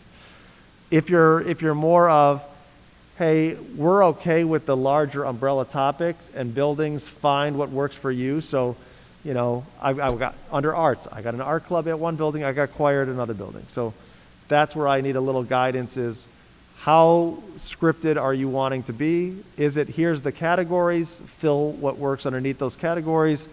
With some of those ideas, Michelle, that you talked about, is make sure we have a scope for all kids, you know, K to 5. Take a look at enrollment limits and see if we can expand it as much as possible. I think that would address naturally your concern of, I'm only art focused, or I'm only, you know, service focused, whatever it may be. So any thoughts or guidance for the board, from the board? Just my immediate response Yeah. is, I trust that this plan was well thought out, and I can see that. And I think a good combination of what we're talking about here is take the categories but make them your own. I like the 4 categories. I think it covers all the things that we were talking about. But again, if there's a book club one place and the choir the other place, that's cool with me, because I think a lot of these fall, there'll just be some minor tweaks. That works for me, but there are 5 of us. I think that having the general category is good to go with, and to your point, Richard, you know, principals know that community and that the family is there, what they want, so I think that makes a lot of sense. I'm fine with going to 4, personally. I mean, obviously one's already going to be student council, it seems like, across the board, so really just adding the other 3. If it makes sense financially, since we're already at, I think we already thought about doing 3, so adding that 4th one could be us a little bit more money. Yeah, that's kind of where I'm at.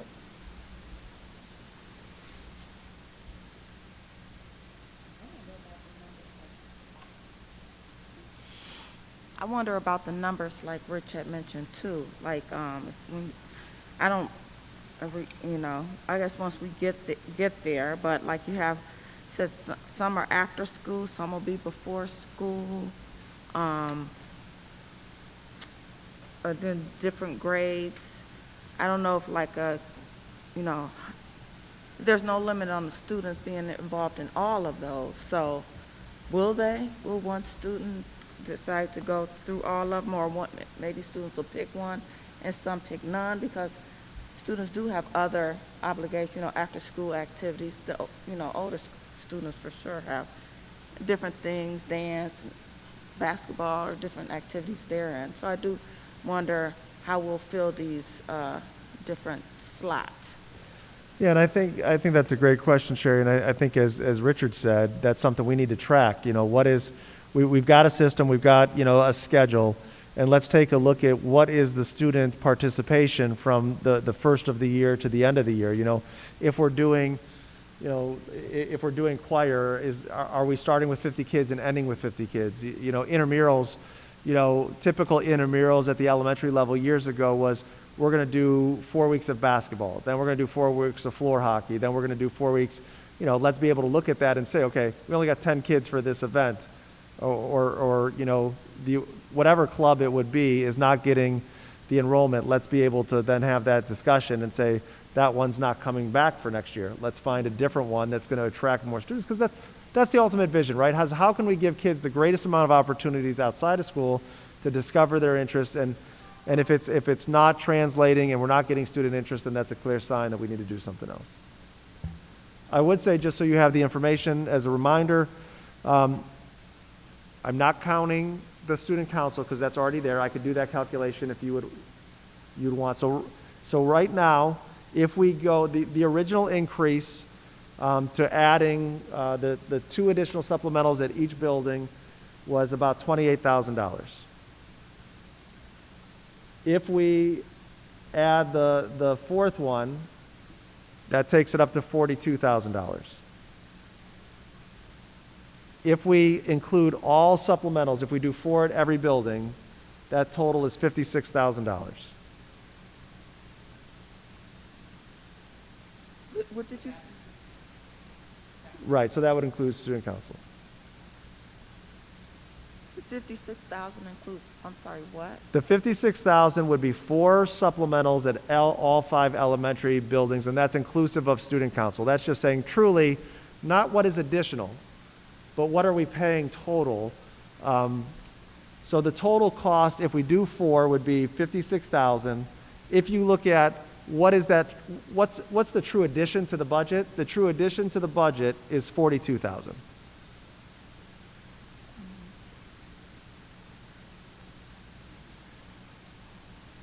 I'm actually going to take a step back from not because of the financial piece, but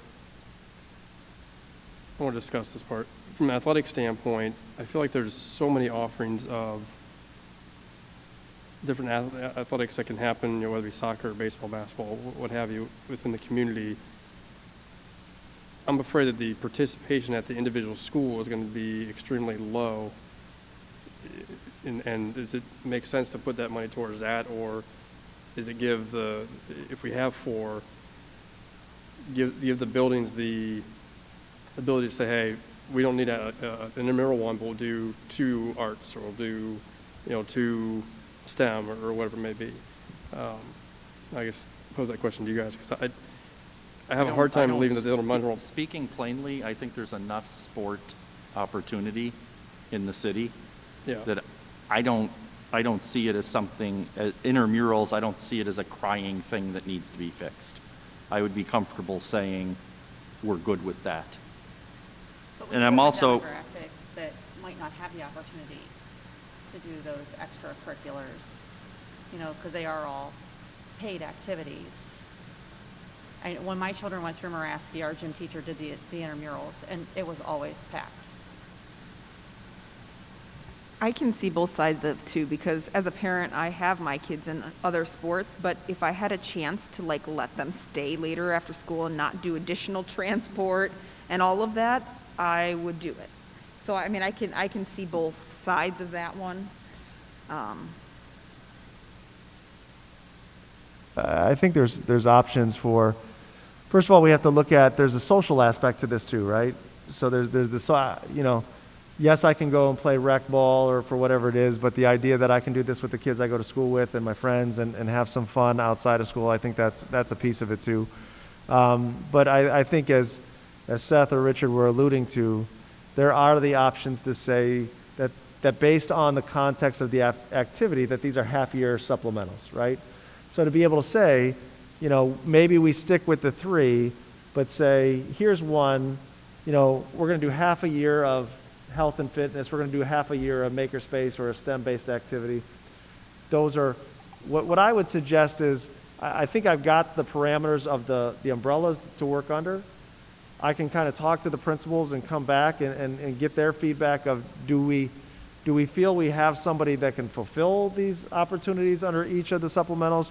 Do we feel that, like, I mean, because if we're going to do this, you look at all of these, it's at least twice a month, right? At least twice a month we're going to get together. You know, is there enough meat on that supplemental to have something every other week for the entire year? So I think we've got options and we can be creative. So if that's okay with the board. Why don't we bring it back in November to give you direction, and then June. I thought, if I got slid it in. June. Yes. Why don't we target June to be done with all of our questions and research so that you can have direction and move on. All right. Anything else on extracurriculars? Yeah, Sherry? Yeah, you said every other week. Okay. All right. I didn't look at the frequency. Okay. Because I was thinking these were all weekly activities. So intramurals, what would that be? It depends on, you know, who organizes it. And so we would do like we've done with everything else. What's the proposal? What's the frequency? You know, again, intramurals in the past was kind of like book club. We're going to meet once a week at this morning for this for, you know, a 6-week period, and then we're going to move to the next sport for a 6-week period. So it just depends, but we'll get that all flushed out when we come back in June. All right, so the second thing on the discussion for tonight is facial coverings.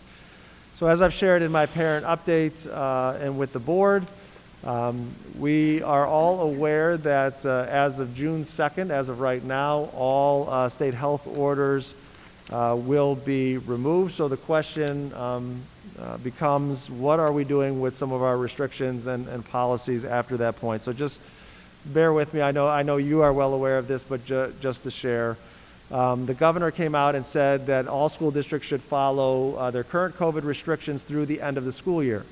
I have confirmed that, you know, since our school year ends on May 28th, that officially ends our responsibility to follow COVID restrictions as of May 28th.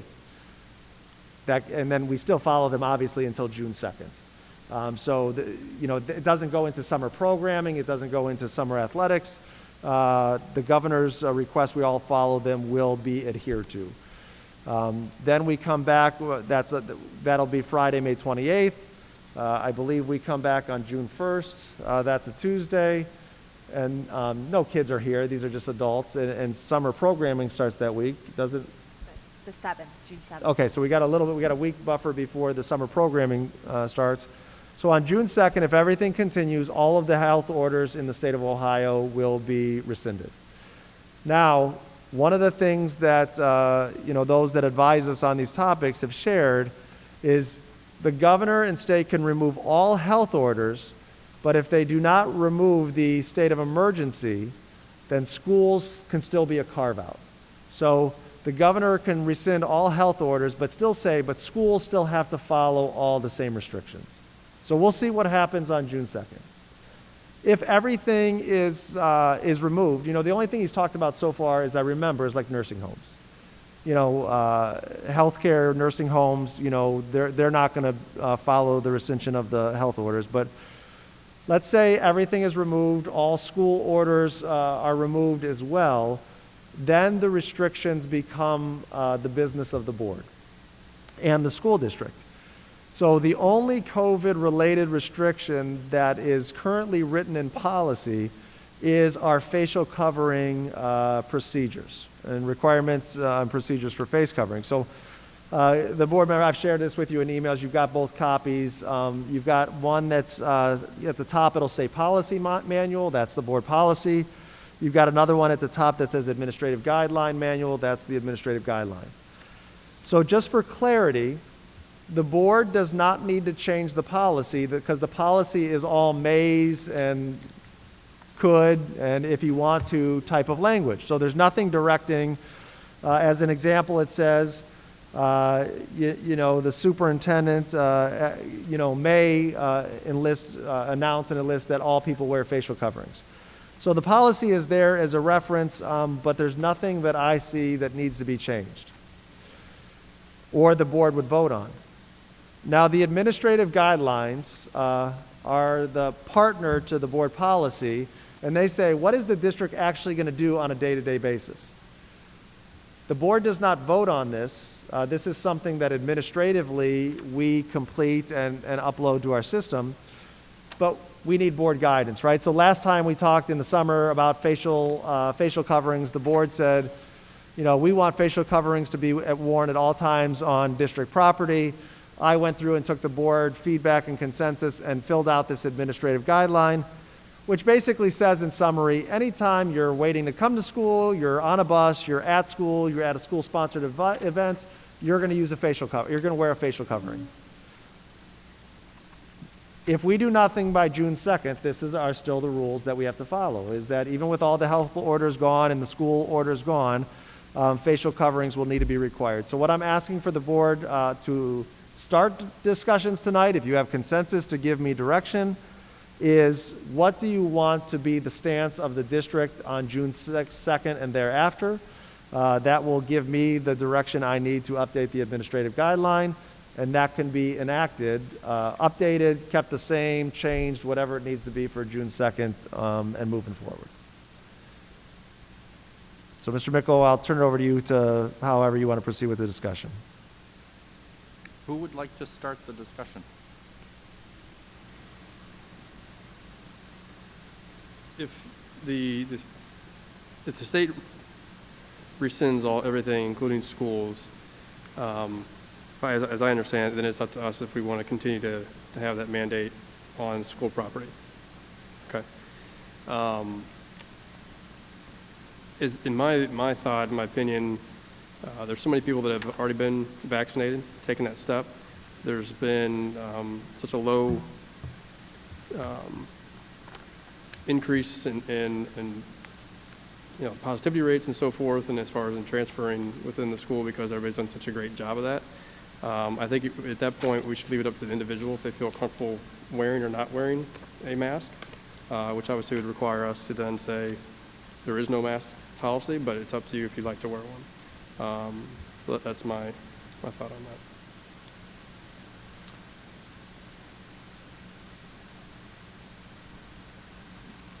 I have a question, and I don't know if there's an answer to this. I read the guidelines, and I didn't notice anything, but do you know when the quarantine order portion of that, is that also gone on June 2nd?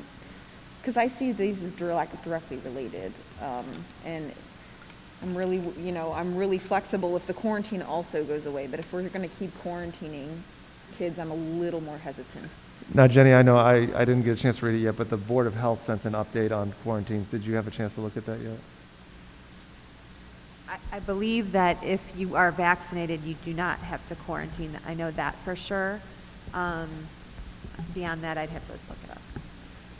I think one of the things we'll look and get you, because they just sent something out, but that's the Cuyahoga County Board of Health giving suggestions and guidance, which is different than a state health order. So, I think not to take it off topic of the facial coverings, but I think it relates, is if the governor or the state of Ohio is not mandating COVID-related restrictions, are there areas where the board or the district feels that we should implement our own? I think that, so again, if there's no restrictions, you found it? Okay. Yeah. So it talks about unvaccinated students and staff who were possibly exposed while in the setting may continue to attend in-person school if the following conditions are met. So they list a few things. That we have documented prevention policies, including mask wearing and social distancing, so that's a piece of it. It occurred within the classroom environment or while on the bus. The person with COVID-19, so it's very similar to what we're currently doing. If everybody was wearing a mask, social distancing, and symptom-free. So that's currently what we have in place. Traditionally, the Cuyahoga County Board of Health has been more conservative than what the state orders have been. But we can dig into that and see if anybody knows anything right now in terms of, if all restrictions are gone, would there be any quarantining requirements as well? Thank you. Mm-hmm. Cameron, the way I also understand this is if there is a massive increase or something like as the summer goes along, everything's great, but all of a sudden we start to see something go up again, we would have the ability to change that policy again going into next school year as it stands right now, correct? Correct. So we've got two options. We can have a meeting. You guys the board can give me the direction to say, hey, Cameron, put it back to the way it was.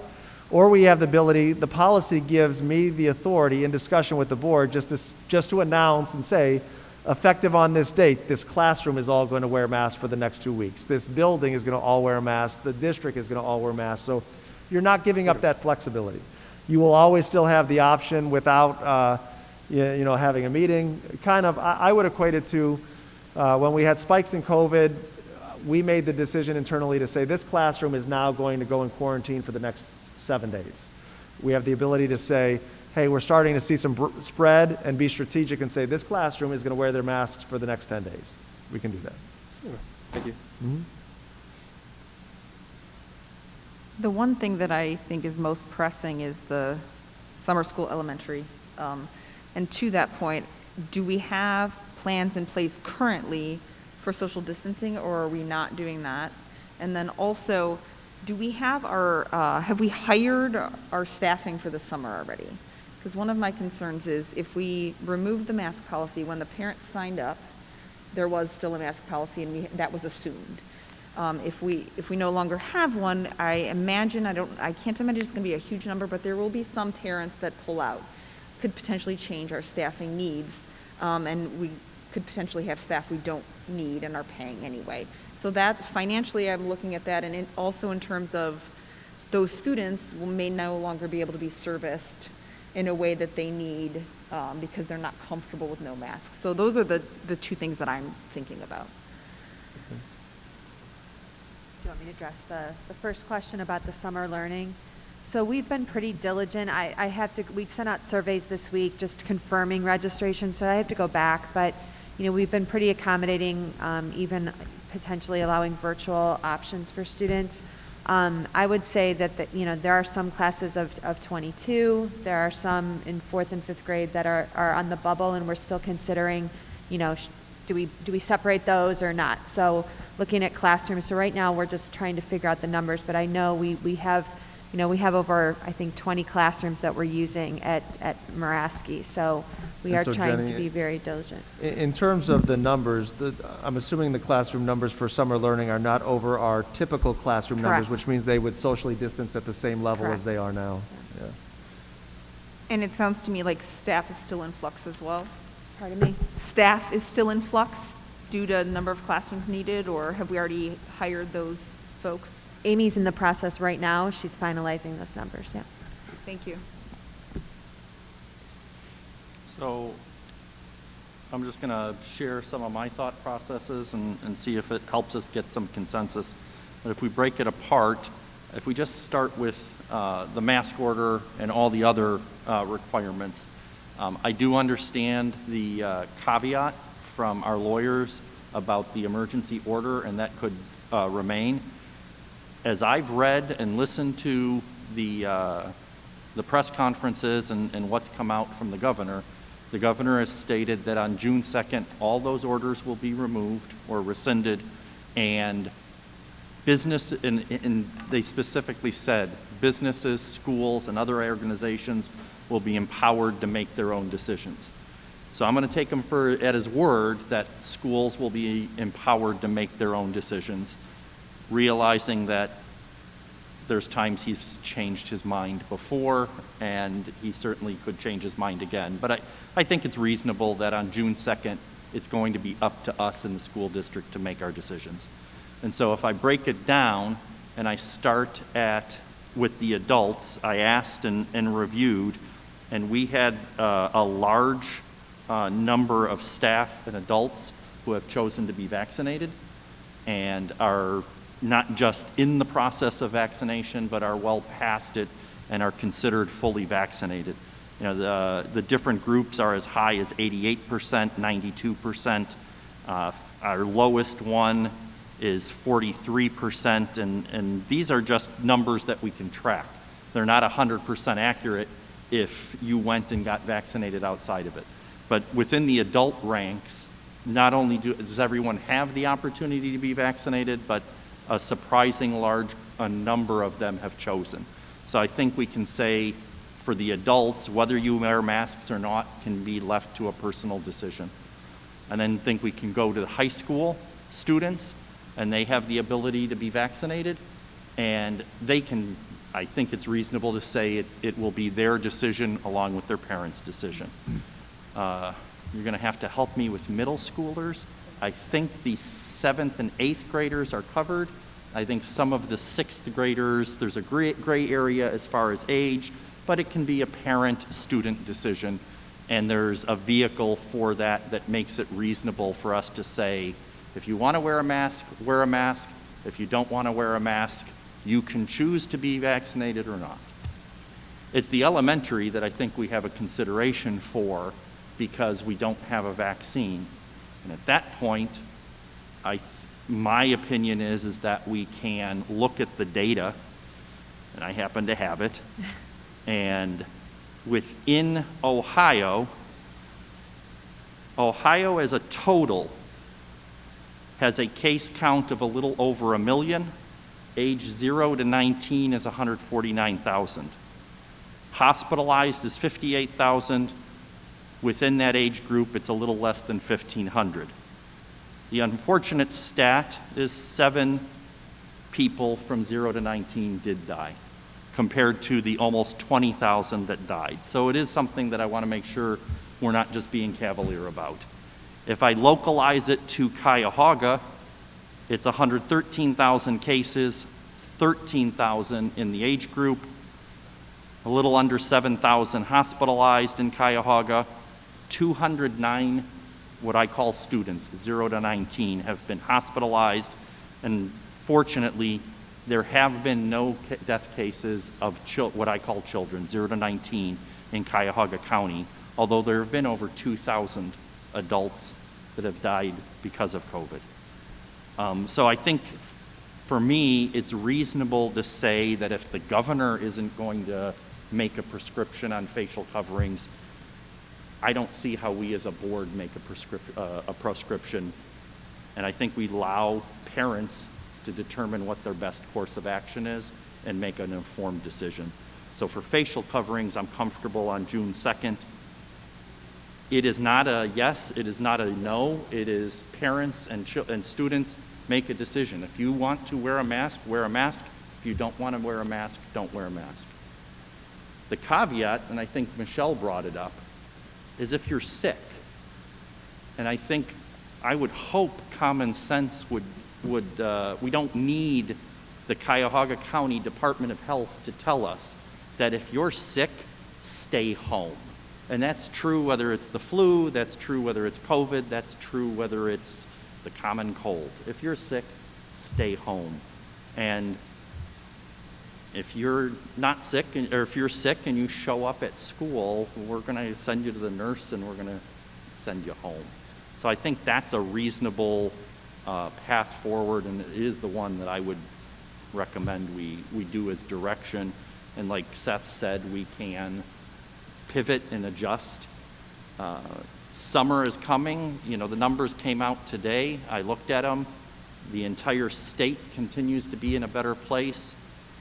All the big counties, Cuyahoga, Franklin, et cetera, they're lagging the rest of the state, but they continue to get to a good place. So I think we have a test in the summer, and we can allow parents to make informed, intelligent choices. And then I am positive, I want to be positive that this is going to continue. But if it doesn't, we can pivot and make intelligent decisions when that happens. Does that make sense?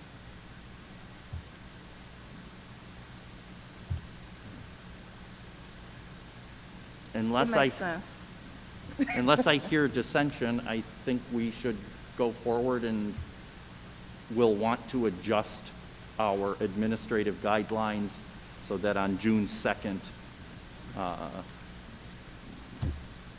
wear a mask if you want to wear a mask, don't. If you don't, we don't have any prescriptions or rules to follow.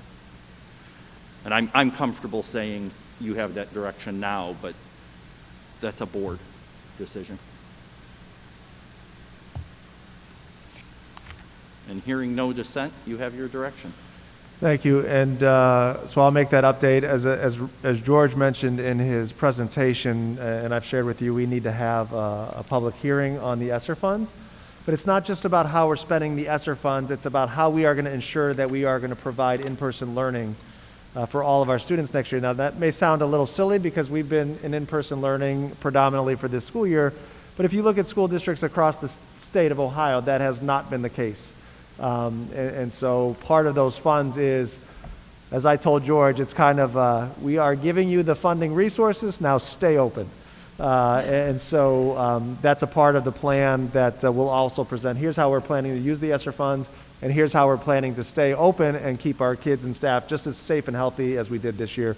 So that will be a part of our June 3rd presentation, and we'll get into the details of all the other precautions and safety protocols we'll put in place. All right.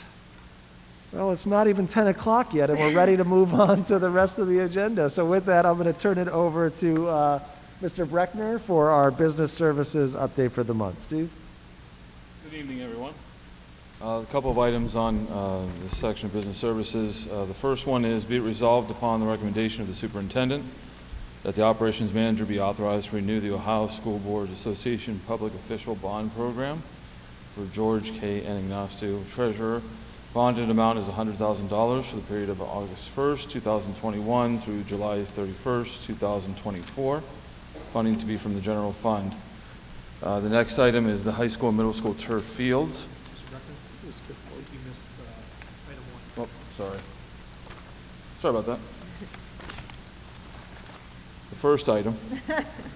Be resolved upon the recommendation of the superintendent that the Board of Education accepts the proposal of Guaranteed Trust Life Insurance Company through Love Insurance Company as student insurance program for the Strongsville City Schools for the 2021-2022 school year.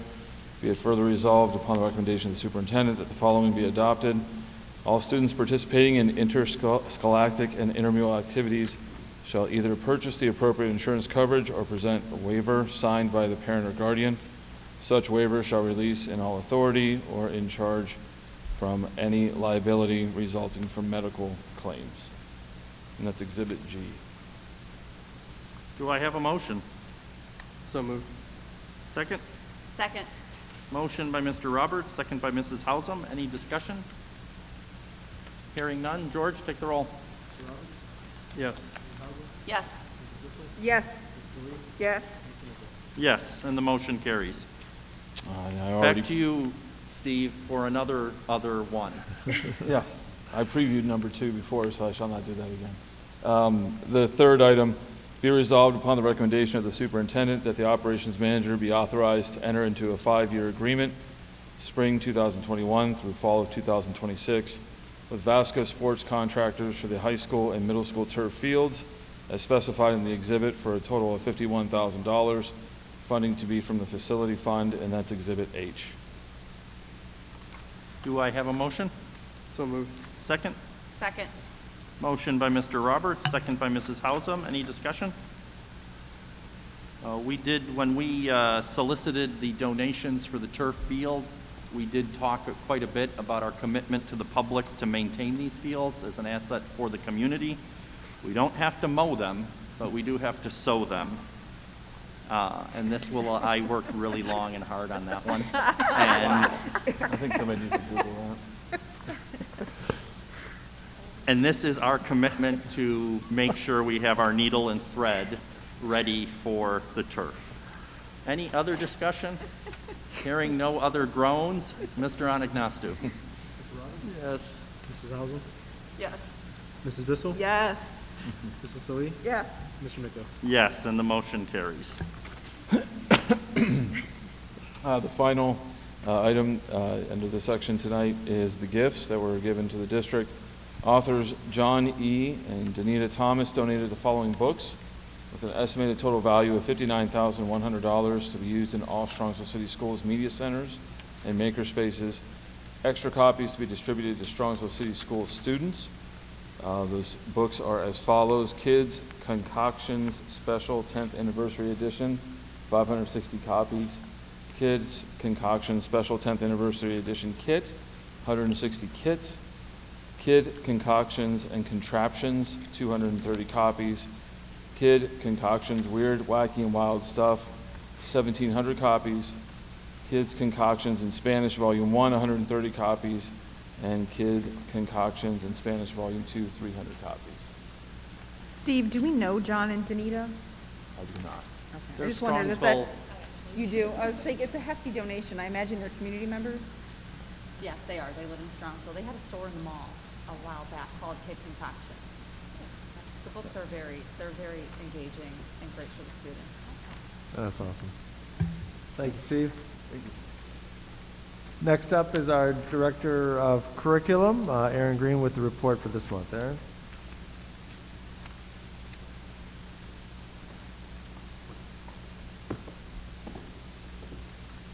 Hi, good evening. Just a couple items for your consideration tonight, maybe 18-ish. Item 1 under curriculum, we have the potential graduates of Strongsville High School for our commencement ceremonies on May 30th, 2021. Final approval of these graduates, though, is contingent upon successful completion of all the requirements for graduation, and those names can be found in Exhibit I. Item 2 is our grades 3 through 5 science textbook adoption, as shown in Exhibit J. These materials would be for our 3rd through 5th grade science. It's an updated copyright from what we currently use. Item 3 and item 4 are 21-22 school fees lists. Item 3 is our elementary student fees for the 21-22 school year. That's Exhibit K. Item 4 would be our secondary fees, and that's Exhibit L. Item 5, a student-teacher affiliation agreement between Strongsville City Schools and Bowling Green State University, shown in Exhibit M. Item 6 is Alexia Core 5 reading software program for our K through 8 students. Item 7, through our literacy grant, are decodable readers that we'll use in grades K through 2, at a cost of $58,729, and again, that will expire the literacy grant that we have had for the last few years. Item 8 is My World Interactive Social Studies Supplement 2-year subscription, consumable editions for grades 3 through 5. We have items 9 through 13 are our handbooks for the 21-22 school year, with item 9 being preschool handbook, 10 being the elementary, 11 is the middle school, 12 high school, and item 13 is our athletic handbook. Items 14, 15, and 16 are overnight or out-of-state trips. So item 14 is for our high school boys and girls cross-country team to attend an overnight camp in August at Lakeside Historic Village in Lakeside, Ohio. Item 15 is an out-of-state trip for the high school boys varsity soccer team to travel to Traverse City, Michigan, September 3rd through 5th of 21.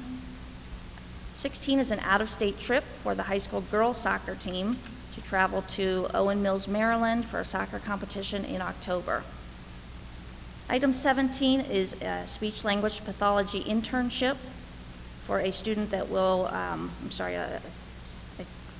student teacher placed at Sarar Elementary, and she is a student at Bowling Green University.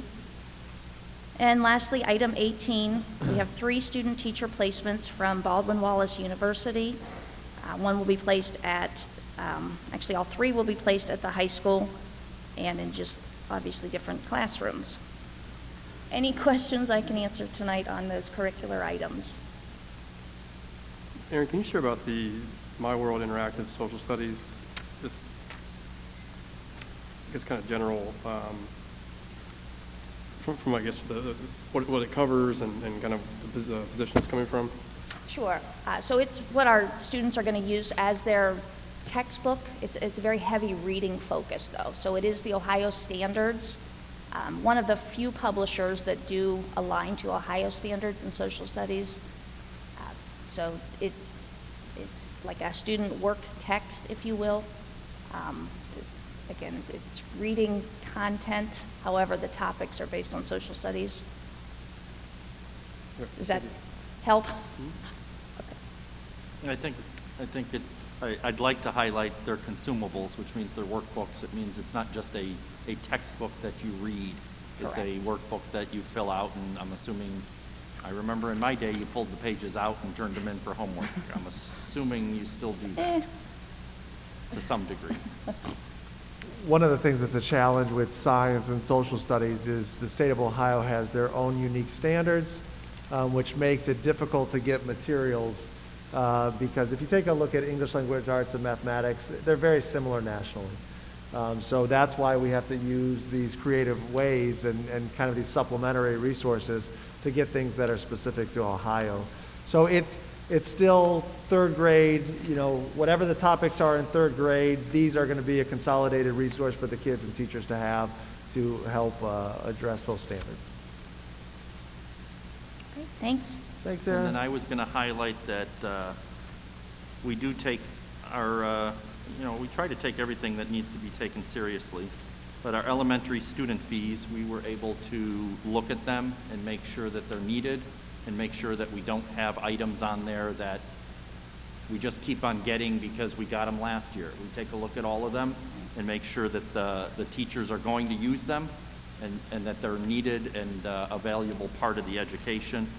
And Cameron sent me the numbers and I'm blanking on it, but we did reduce student fees. Drum roll, please.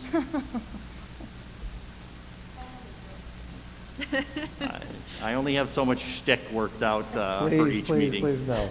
So on average, in each grade level, K to 5, the student fees will be reduced by about $20 per grade level. So, that's a great... Times the entire district, that's real money. Yep.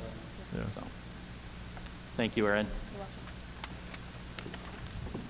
Next up, we have our Director of Student Services, Andy Trujillo, with his update for the month. Andy? Good evening, members of the board. I only have one item for your consideration this evening, and that is to enter into an agreement with Solutions Behavioral Consulting for next school year. They help support our students, teachers, and staff in the area of behavioral interventions, and that's Exhibit N. Any questions for Andy? Thank you, Andy. All right, thanks. Thanks, Andy. And back to Jenny with our Human Resource Report for the month. Jenny? So under Human Resources this evening, I have many, many items for your consideration. Under E1, abolishment of a non-certificated staff member. Under E2, we have non-renewal of contracts for our certificated substitutes. This is a normal process that we go through, and then we also send out letters to them if they would like to return the following year. Under E3, appointment of an administrative staff member. Appointments for certificated staff members. Appointment for a non-certificated staff member. Appointments for non-certificated substitutes. Appointment for a non-certificated summer school position. Appointment for certificated supplemental contract prorated. Appointments for non-certificated supplemental contracts prorated. Appointments for certificated athletic supplemental contracts. Appointments for non-certificated athletic supplemental contracts. Appointment for certificated supplemental contract. Appointments for certificated supplemental contracts, additional time. This is for our counselors and psychologists and transition coordinator. And then appointments for certificated supplemental contracts, extended time. I do need to make one change from the floor, and that is Heather Koblenz should be listed as 6 days, and Stacy Petrosini should be listed for 4 days. Those were just flip-flopped.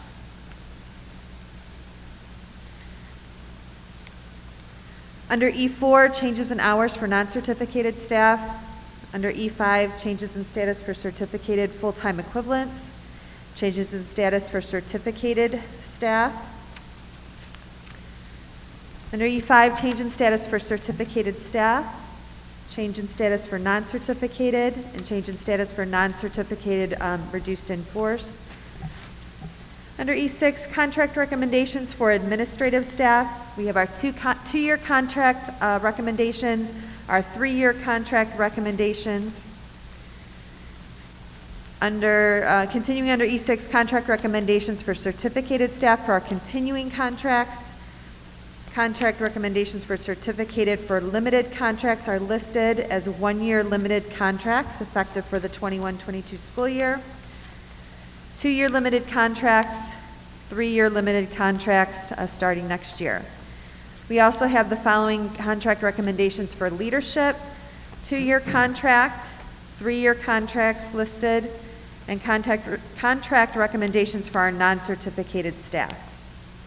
Under E7, there is a contract extension for a certificated staff member.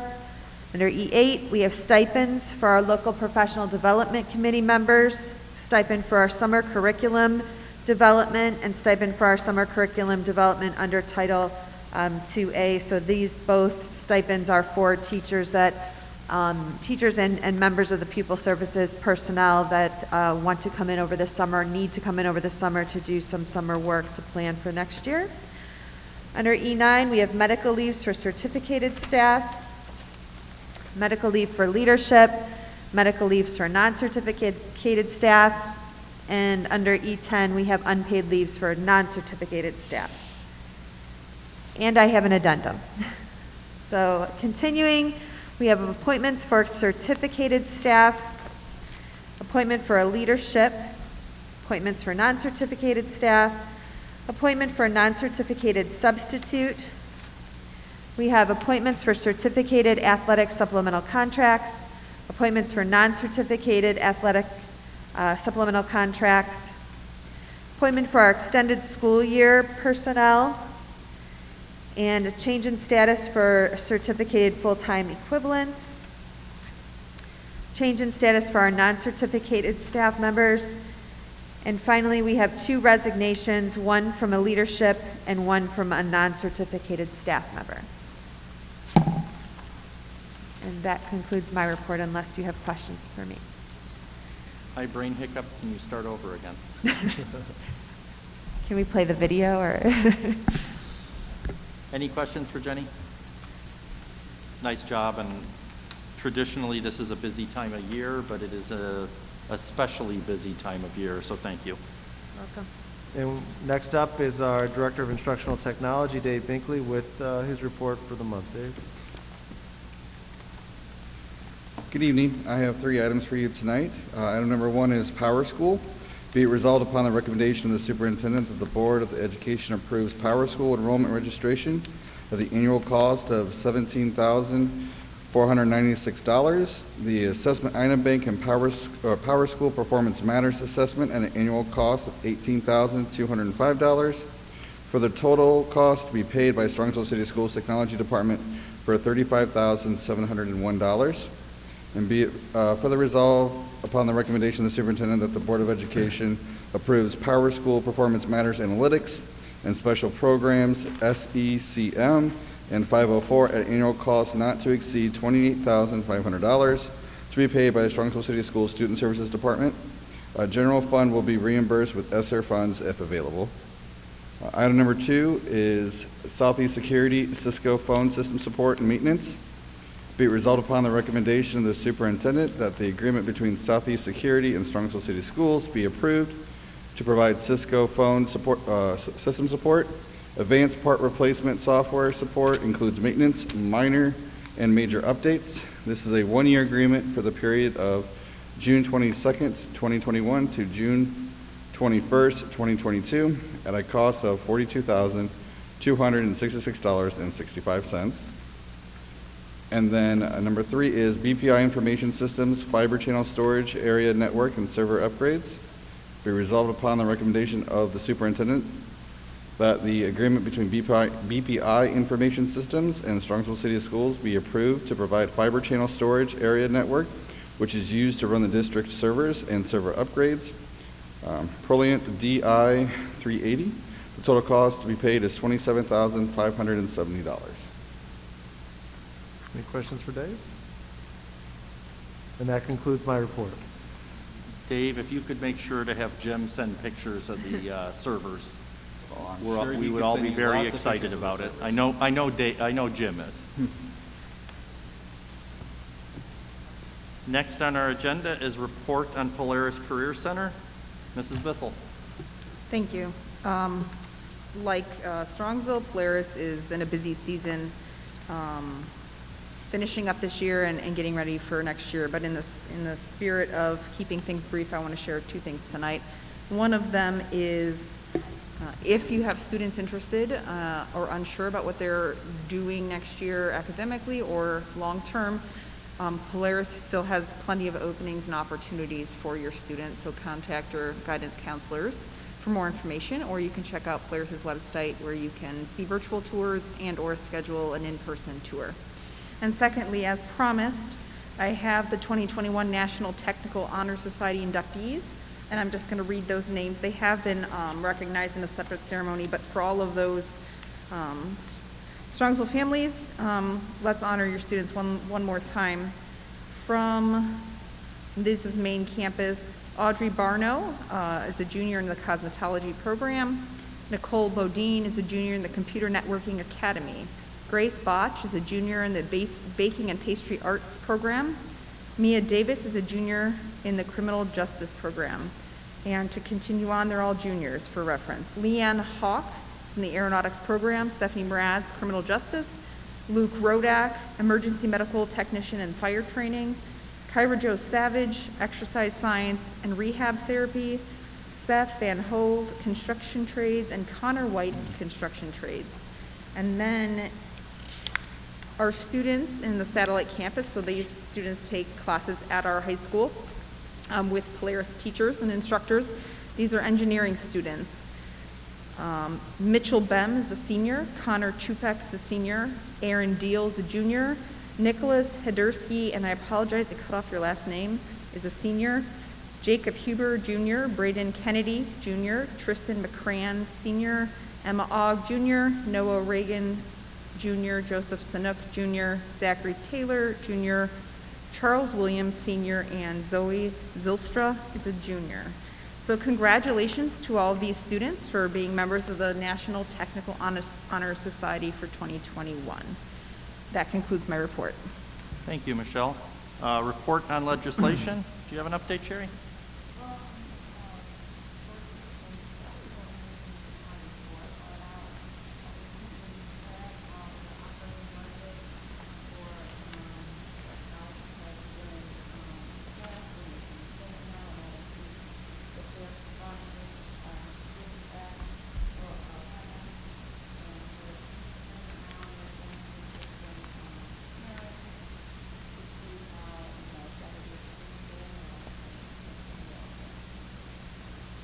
And do you have any more? Or I'm just going to piggyback off of that. It is House Bill 110 is currently being considered by the Senate Finance Committee, who our State Senator Matt Dolan is the chairman of the Finance Committee, and there is a lot of discussion on whether the Fair Funding Act is going to get pulled from House Bill 110 and something else will be substituted or not. Last week, Cleveland.com, their editorial committee, did have I thought, a very good editorial on the issue.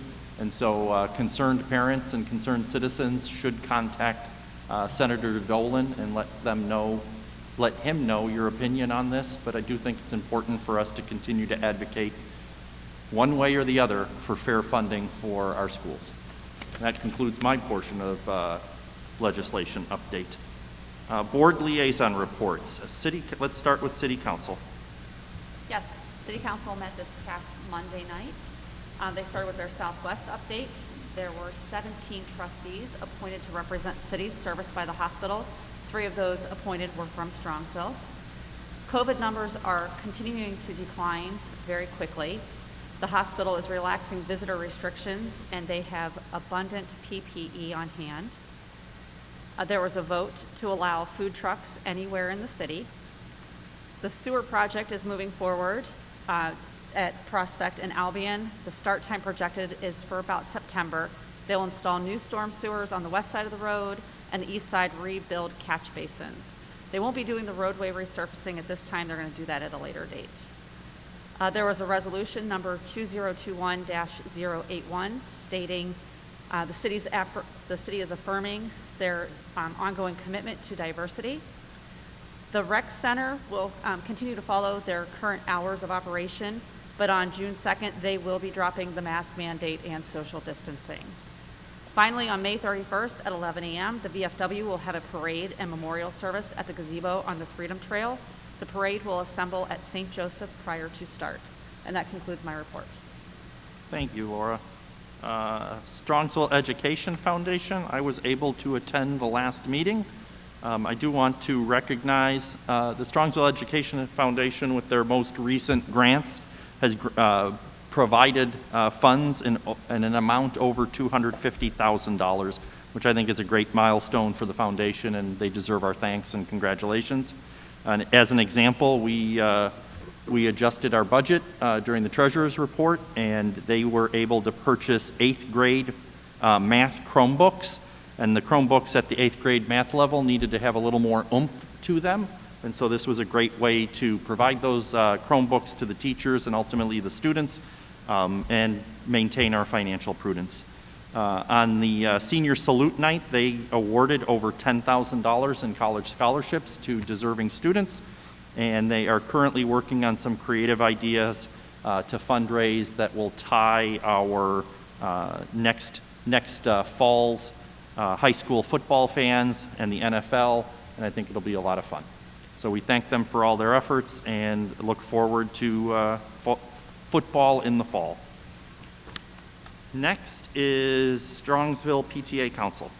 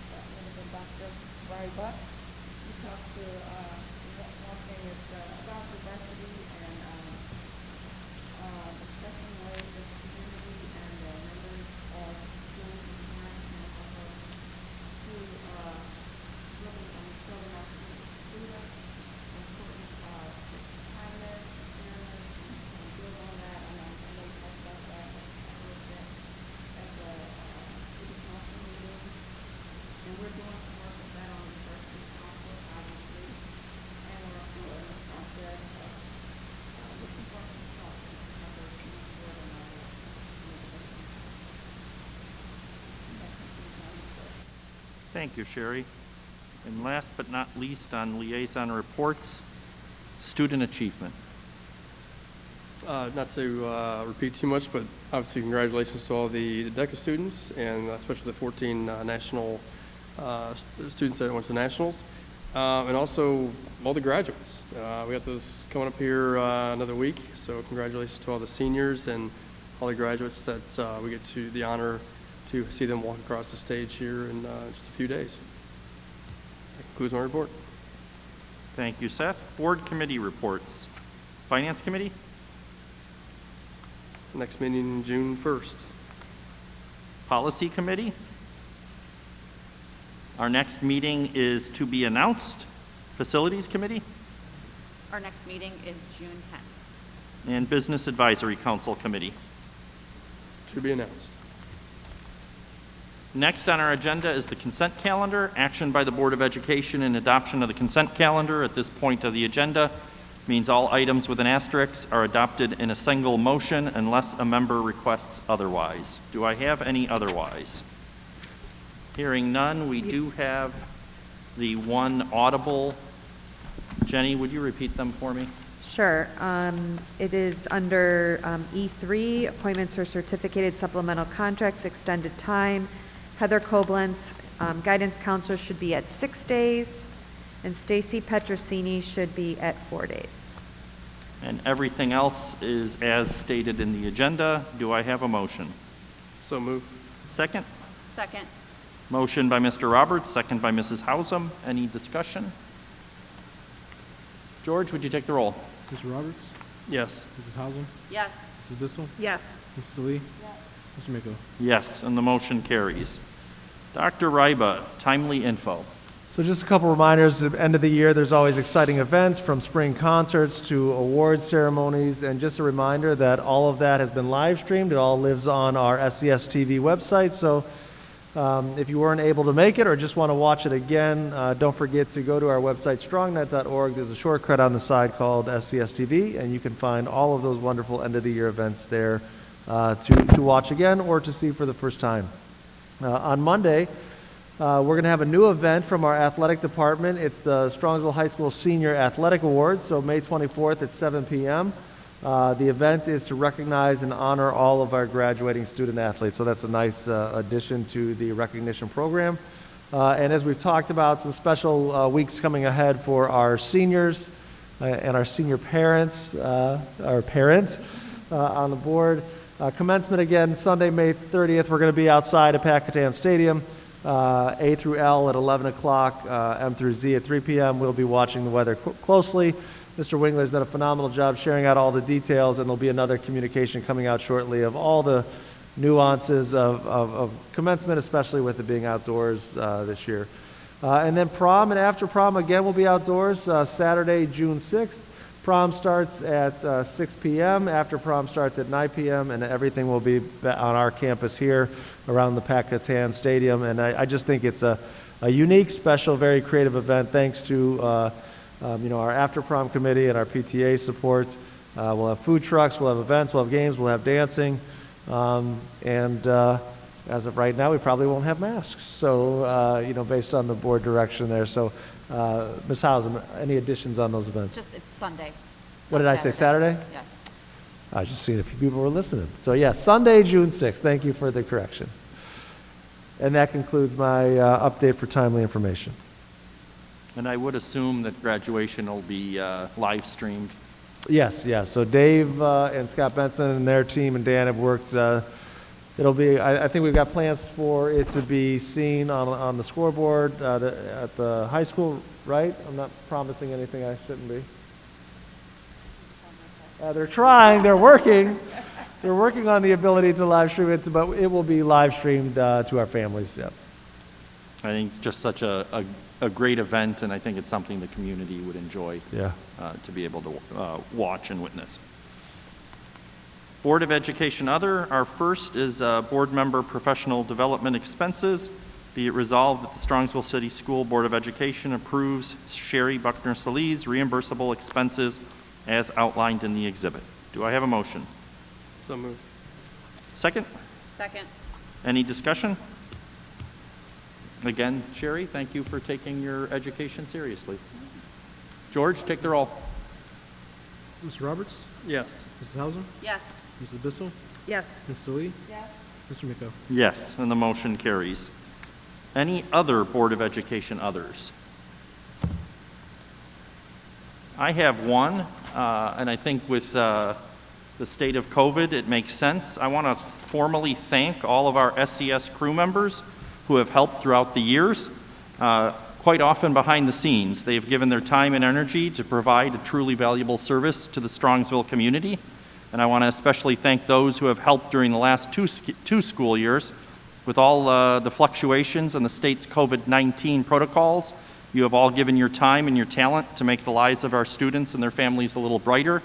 And I think because of COVID, we all recognize how important that is more than ever before. You have made it possible for our community to enjoy many of our district activities while remaining in the safety of their homes and still share the pride and love for our students, their accomplishments, and their dreams. And I'm excited that while it was done out of necessity, we'll be able to continue that and continue to share our student activities and accomplishments for the entire community. But I'm going to take the time to name those crew members and congratulate them. And all of these people have helped with SES TV productions during the last 2 years. And that would be Luke Bobick, Sam Chuganoff, Noah Collins, Nicasio Cruz, Merrill Edelman, Luke Fearman, Michael Gallagher, Patrick Gallagher, Jacob Hershkovitz, Jack Laracente, Sarah Smith, Nick Whalen, and Matthew Wilkinson. And I also wanted to give a shout out to my two favorite today, and that would be Alex Littlejohn and George Gruel, who are our cameramen for our meeting today. But I wanted to congratulate everyone. We forget to congratulate the AV crew, so I wanted to take time out to say thank you for all your efforts and keep up the good work.